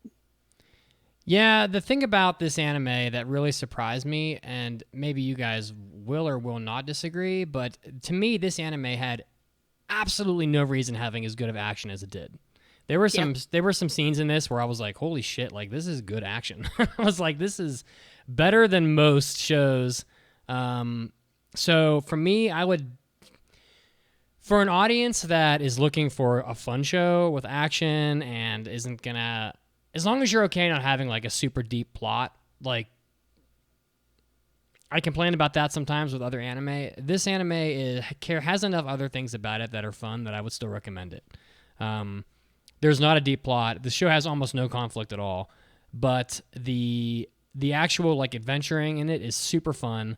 They'll just like find like a dungeon, go into the dungeon, and then by the end of the episode, they're having like a fucking epic ass fight with some giant iced bird or something crazy. And it's very engaging at times. And so as an action show, I think it's very recommendable. It makes a very fun, lighthearted, like sort of fantasy feeling show. And I would definitely recommend it. I think it's good for most audiences. I think for me, it's a little moe, but as long as you're okay with that and you're fine with not having like super deep, plot all the time that's constantly, developing, it's a pretty good show. I think that they had a goal in mind and they went and they stuck to what they were trying to accomplish. So for most people, it's recommendable. For some, maybe not, but overall, I think it was pretty good. So, all right. Well, now we're going to move into our spoiler section. I'm going to put the... I don't think Mason went. Oh. Oh, I'll talk about it later. We can skip me. Oh, Mason's just like... But we'll move on. The answer is no. Oh, shit. All right. Spoilers are coming. Oh my god. It's like, Mason's like, no. No. Do not recommend. Well, deeper discussion about the story. The story is really light. I mean, it basically is broken into a couple sections, I would say. It starts off with what might be my favorite section, which was the beginning, which was just Maple and Sally, who's her friend, kind of romping around and just having super lighthearted fun. And then it kind of develops into these arcs, I guess, sort of that are governed by the game itself, which is like the last like 5 episodes is about this guild. They form a guild eventually, and it's about this guild tournament that they do, and there's a section that's about collecting as many medals as you can. So like it's broken into these like goal. They don't really have conflicts, but they have objectives, I would say. It's quests. It's the quests from the MMO game, which makes sense. It helps make the episodic feel better because there's an objective and goal to each of these episodes. Did that work for you guys? Do you feel like rather than having like a villain or like a crisis or something, just having like these objectives, these quests, was that enough for you guys going through it, or did you wish that there was a little something more concrete? No, I think it worked for me because I think a lot of times the RPG shows that have like villains in them, they don't feel like MMOs or RPGs. This one definitely felt like you're playing a video game. You know, everyone that they meet, you know, even the other guilds that they meet, no one is so cartoonishly evil. Everybody's just enjoying the game. And that's what made it enjoyable for me. Because I was like, yeah, this feels very realistic. You know, of course, Maple does find some very broken abilities along the way. Super broken. But even having the developers going like, maybe we should fucking nerf her, you know, having that round table, but then they're also like, I don't know, she's you know, bringing in some, or you know, having the news of our game travel around, maybe we should just keep it the way it is. This shit happens all the time in MMOs, let me tell you. Fucking paladins, it took them forever to fix it. Yeah, so Go ahead. So Maple has I just want to put it out what we're talking about. Maple has an ability called Devour that basically lets her eat. Is it any enemy? Like any enemy with her shield, and she gains like experience or stats or something based on what she consumes. And she was just running around just devouring everything. I mean, it was. I don't know how they didn't. How do you make a game? It was just. It's almost a joke. It's like there's no way that level of an obvious just glitch in the sort of system would ever probably exist in a real game because it's so blatant. But yeah, I love that they nerf it. I love that the players in it though are not oblivious to it. They're not like, oh, she's so good at the game. They're like, that's fucking broken. They need to fix this. Like they show little chat logs in there, and some of the people are like, yo, this ability is broken. Nerf Maple. There's stuff like that in that makes it feel a little bit more realistic to me. I agree that I like the realistic, no big bad, all the people are playing the game. I like the chats, but later on, I thought the online message boards were kind of really campy and annoying because it would end every episode with like, wow, this Maple is so crazy and unpredictable. She's so cute. I can't wait to watch next week. What is she going to do next? Like it almost felt like they were just trying to pander to the watcher to be like, keep on watching this show, guys. He's never experienced Baron chats. It's welcome to the Barons. It just was weird, but I didn't get much out of that either. To me, it was more like they're just kind of recapping what happened in the episode. I don't think it was like a plea to keep watching or something like that, but I think it was just like it's like I just watched it happen. Like I don't need a recap in the form of a chat, but I understand that there are people paying attention and talking in the online community or whatever. So, what else about the story?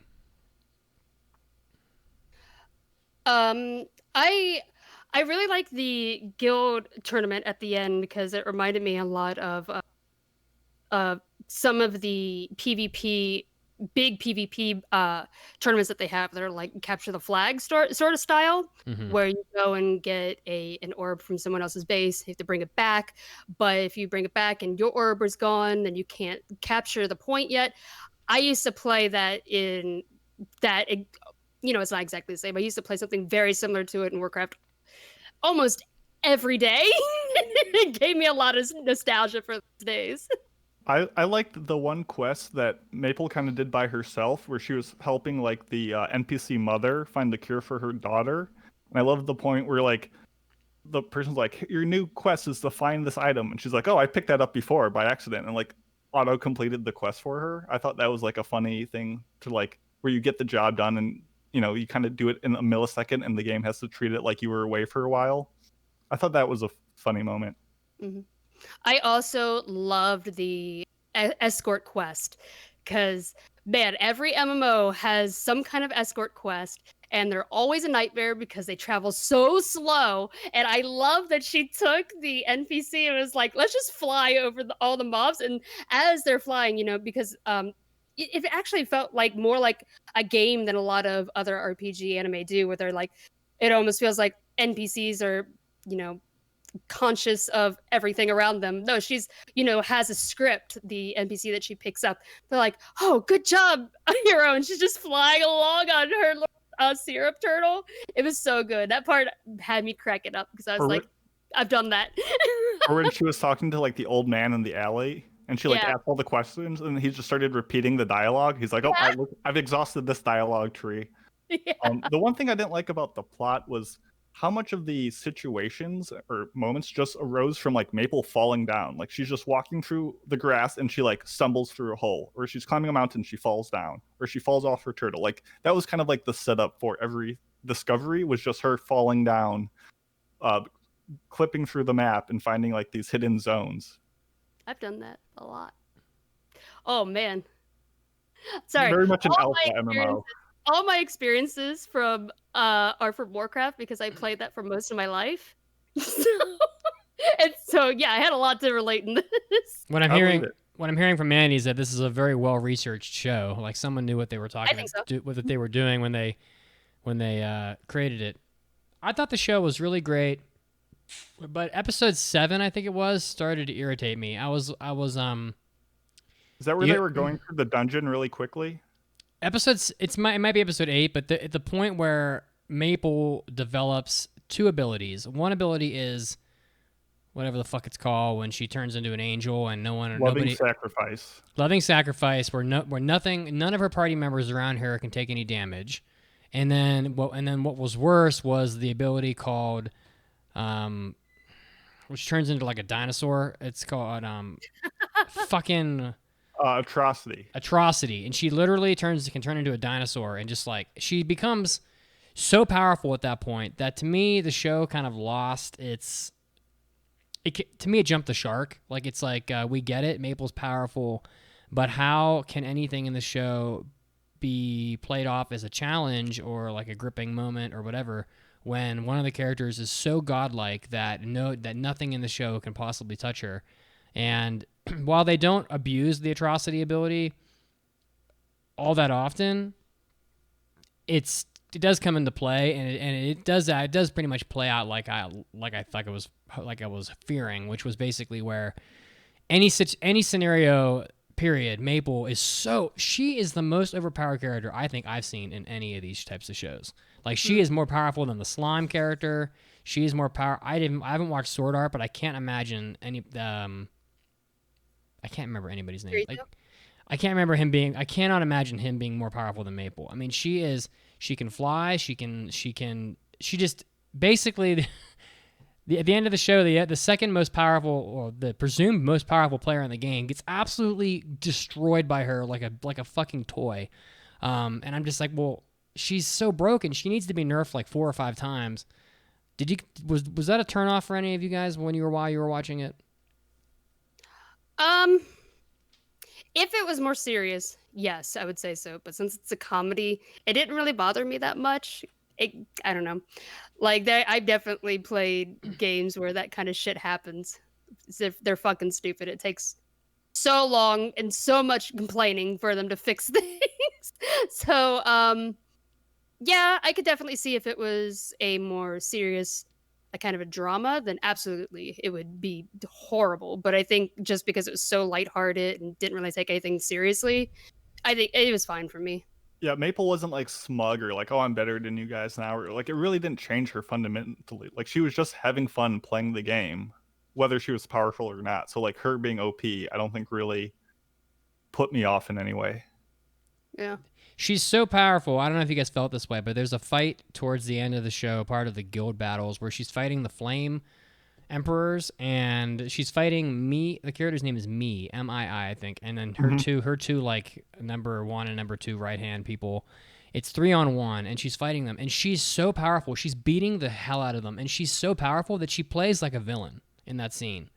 They're like trying to survive. They're clinging to each other, the Flame Emperors, like they're, good friends, and Maple just transforms into her like mecha and just starts fucking their day up, and it's just brutal. Like, she just completely eviscerates them, and it plays all. I think it plays like she's a villain, right down to the point where someone sacrifices themselves Chaozu style and still can't take her out. Doesn't even like scratch her, and it's almost like Maple. Here's Maple, dressed in her black armor, and I'm here to fuck your day up. And I thought she played like a villain. Did you guys feel that at all? I didn't, but maybe that's just because we saw her side. But I think, to take it back, what I think bugged me the most about her being OP is that the fights became very not tactical. Like that fight you were talking about, it was just them spamming abilities. Like, it was just 20 minutes of someone's like Snare, Fire Javelin, Holy Wind, and then she'd say Hydra, Protector, or Predator, and we'd see that loop over and over. Like, she didn't have to think about a way around her enemy, and there wasn't any like schemes or plays involved. It was just spam your abilities as soon as you have them for 20 minutes, and like, it was just so bland from a tactical side that it was so boring. I know maybe that's how MMOs are, but it is. I was cracking up. Spam boxy fades. Spam boxy fades. But even then, like, when we played, or when you were playing your stuff on the stream, like, you went with people, and like, people had different roles and jobs, and you had to communicate, and you had to work on timing, and there was none of that interplay. It was just people standing in a line firing at one another. And so when you have an OP character, that loses all suspense. Like, if we had the other people being like, oh, if we attack her from this angle and time it perfectly on her cooldown, we could like make something happen. But because no one else did, it got tiresome, I think. All right. Well, we've for the most part covered Maple. I mean, other than what we've said, she's pretty much just like a sweet girl, I would say. Like, pretty innocent, pretty nice. But how do you guys feel about the other characters in the show? There's Sally. There's the 2 little Moe girls that come up later with the hammers. There's the Hammer sisters. Yeah. Did any of the other characters really stand out to you other than Maple and Sally as being were all pretty generic to me? How about you, Mandy? What was that question again? I'm sorry, I was reading chat. The other characters in the show other than Maple, because we covered her pretty well. How did you enjoy the other characters? And we can start with her sort of guild and branch out from there if you want to. I thought it was really cute when they brought in the 2 other girls that were just starting out the game, and I thought it was kind of cute seeing her make friends with them and bring them into their guild. And I thought the way that they built their guild and worked together to kind of boost their guild's like rank or level, I thought that was really, really cute. And it reminded me of just being in a guild, like the social aspect of it, where and I really like that her friend, whose name I can't remember, was it Sally? Sally, yes.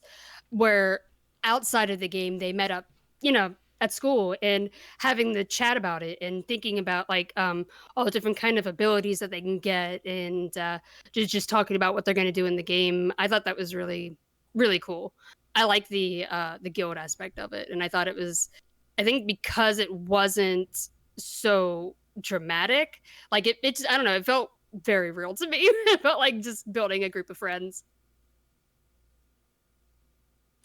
Yeah, I kept thinking, as far as going back to the real world in the game, I kept thinking this girl is gonna fail out of school. She plays that game for 5 days. She plays it for 5 days straight, and then when she gets to school, she like thinks she's still playing it. I'm like, girl, you need to eat some food. And like, it was funny. But I know that kind of shit happens too. But I thought the character, I did not really enjoy the two Hammer girls. I mean, they're a little too moe for me, and I didn't really see the point in them. I get that. I did appreciate the community aspect of how she was kind of power leveling them. I know that certainly happened to me in playing these types of games. And I enjoyed how, as she got powerful, all the other characters in her guild kind of also developed some kind of an ability that made them more powerful. Like, I can't remember all their names, but like the guy with the red armor, he gets like new armor and learns some new defensive abilities. And Sally is just so agile, and she's kind of a little bit OP in her. See, Sally was like OP, but she was beatable. So I really enjoyed her as a character because she was really like the PvP master that wanted to go out and just fuck people up. And but like when it came down to it, she could be beaten. And Maple's more like the character that kind of doesn't do PvP, but she wants to help her friends, and so she ends up in conflicts anyway, but she's not beatable. So, I don't know. All the characters are pretty good, and I enjoyed some of the characters from the other guilds too, like Me and Pain, and I hope we get to see more of them in the sequel, and I'm guessing we will. So, it was... Mitz, I'm surprised you weren't turned off by how moe some of these characters were. Well, honestly, outside of battle, almost every time a character talked, they finished every sentence by closing their eyes and tilting their head to the side, like doing the pose, and I couldn't not see that. Well, I mean, I'm definitely turned off by the two Hammer girls. They were just like moe blobs. The Maple's a little too moe for me, but you know, I'm also used to moe girls like eating cake and falling down, whereas Maple's like fucking poisoning people and like busting ass. So it was a little more tolerable probably, but there's definitely, it was a little bit of a cutesy show until the Hammer girl showed up. And then once they showed up, it was very cutesy. And I was like, oh, just go away. But it is what it is. At least they didn't show up till like episode 10 or whatever. How did you guys feel about the art and animation from the show? I thought the art and animation was fine. I really liked the character designs. I thought they were cute, and like I could pick them out from like if you lined up a bunch of anime characters from different series, I'd be able to tell which one is Maple. I thought they were very I wouldn't say unique, but they were distinct. And the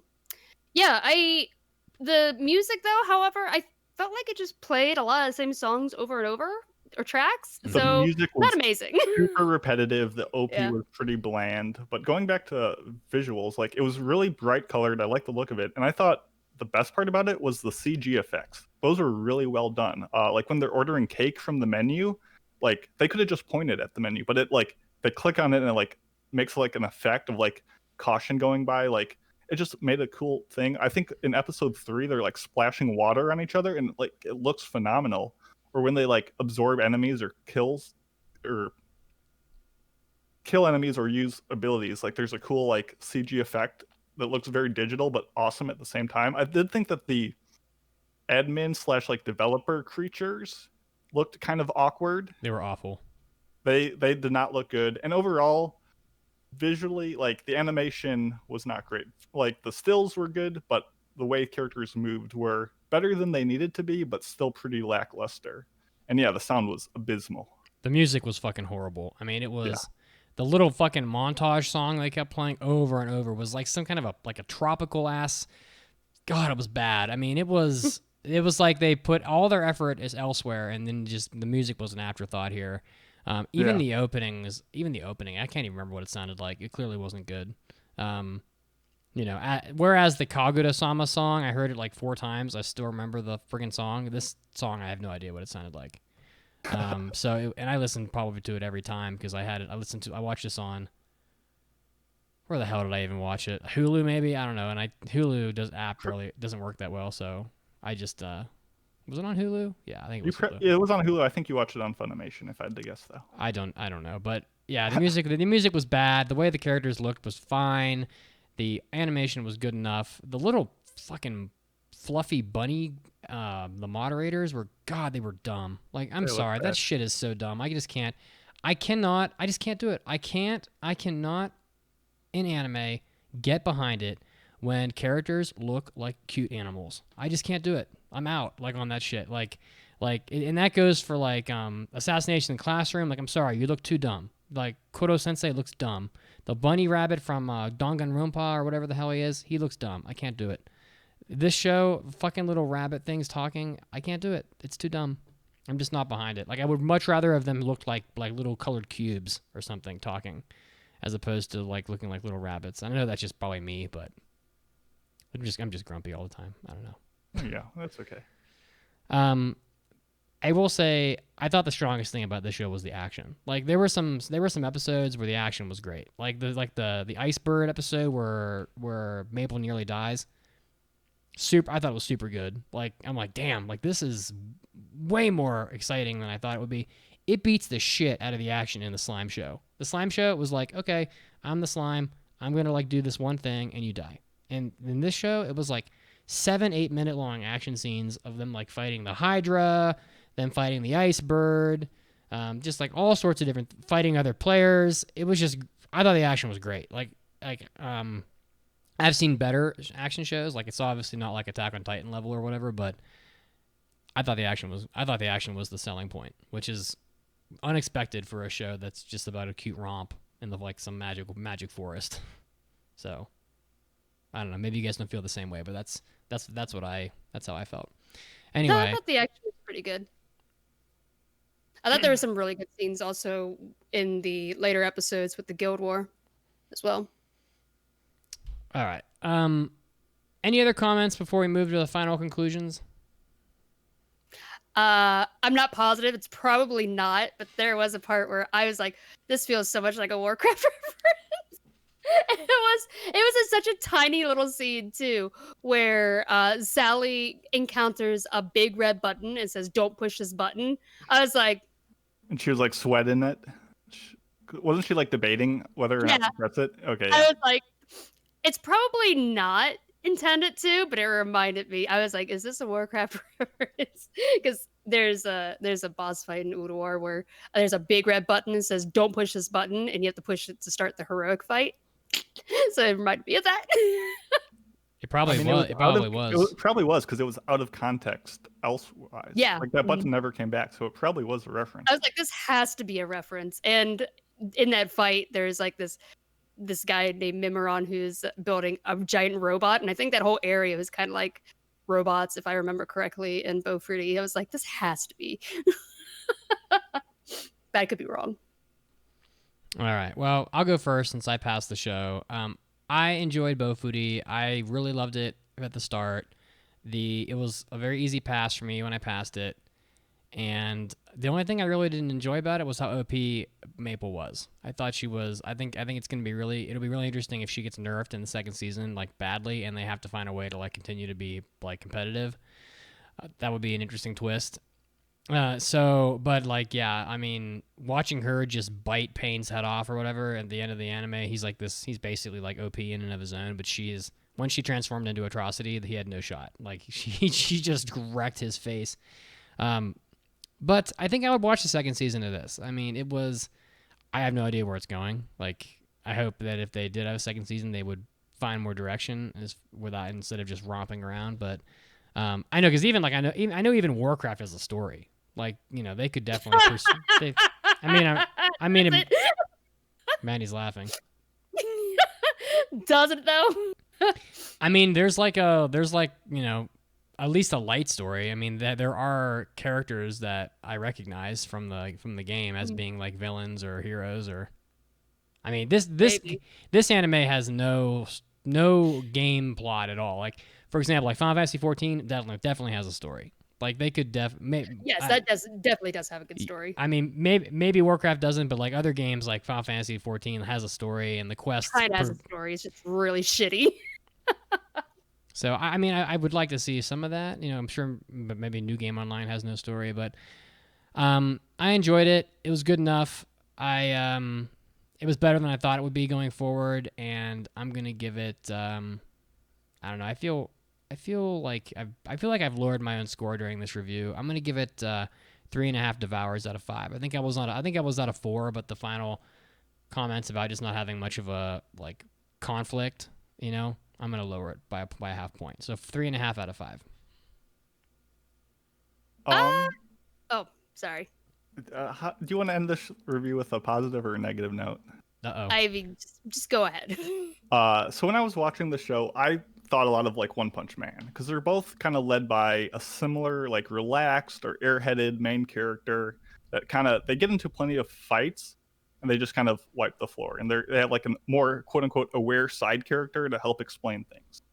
And this show like obviously doesn't look as good as One Punch Man, and the comedy isn't really there. The joke is that her name literally means maple, and she calls her guild like the Maple Tree, or her friend Maple Syrup. So it wasn't much there.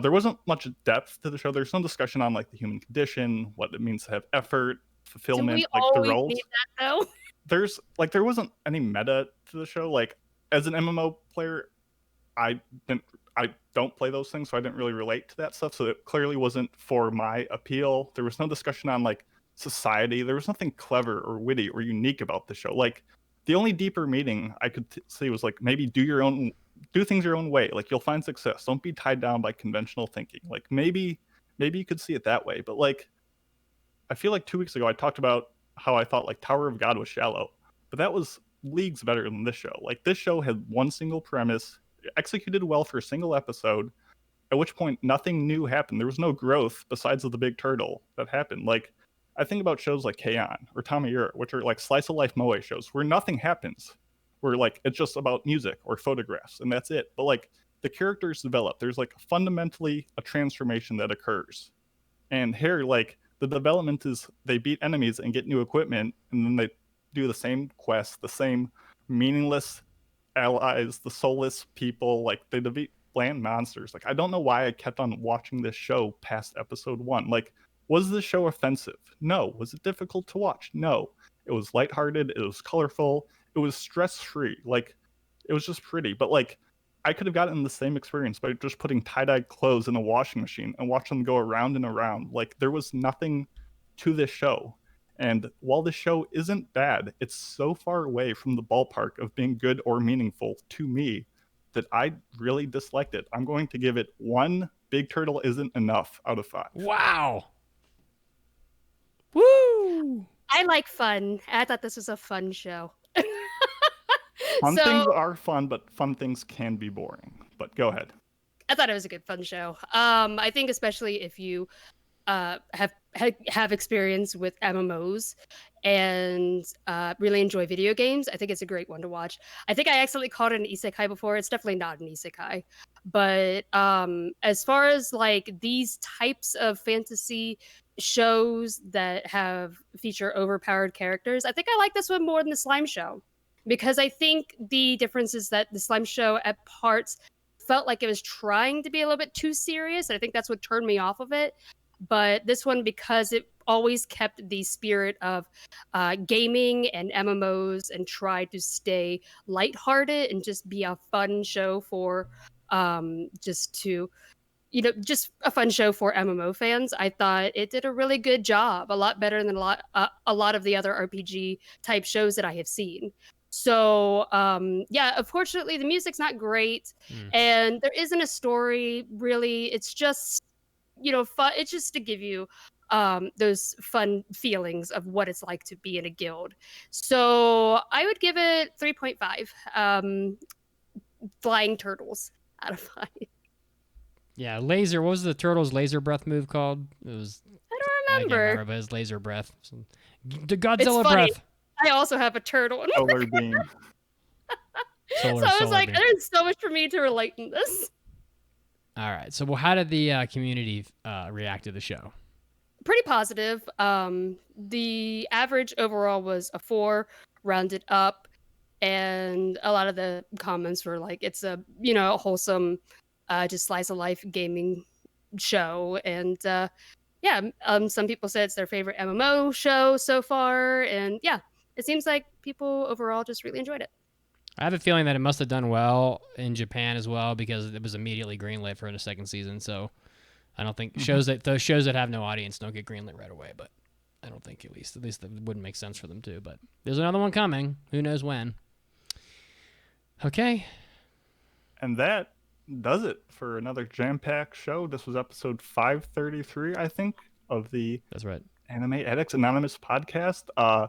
You can follow us on Twitter, where one of us might finally have changed her name. Mandi? Oh yeah. So now on Twitter, I changed my name because I have no creativity at the moment. I changed my name to Mandi X Mandi. So come follow me for Hunter x Hunter goodness. Mitz, where can the people find you? I'm at Pope Mitsugi on Twitter. But I think everybody should join the Discord channel. Yeah. Discord is the place to be. You can follow me at Macy Pacey. I make really bad Lord of the Rings jokes. And don't forget, go to iTunes. Please give us those 5-star reviews, Facebook, Discord, all that good stuff. Thank you all who joined live, and we hope you have an excellent week, and we'll see you next time. After party coming up. Bye. Bye, guys.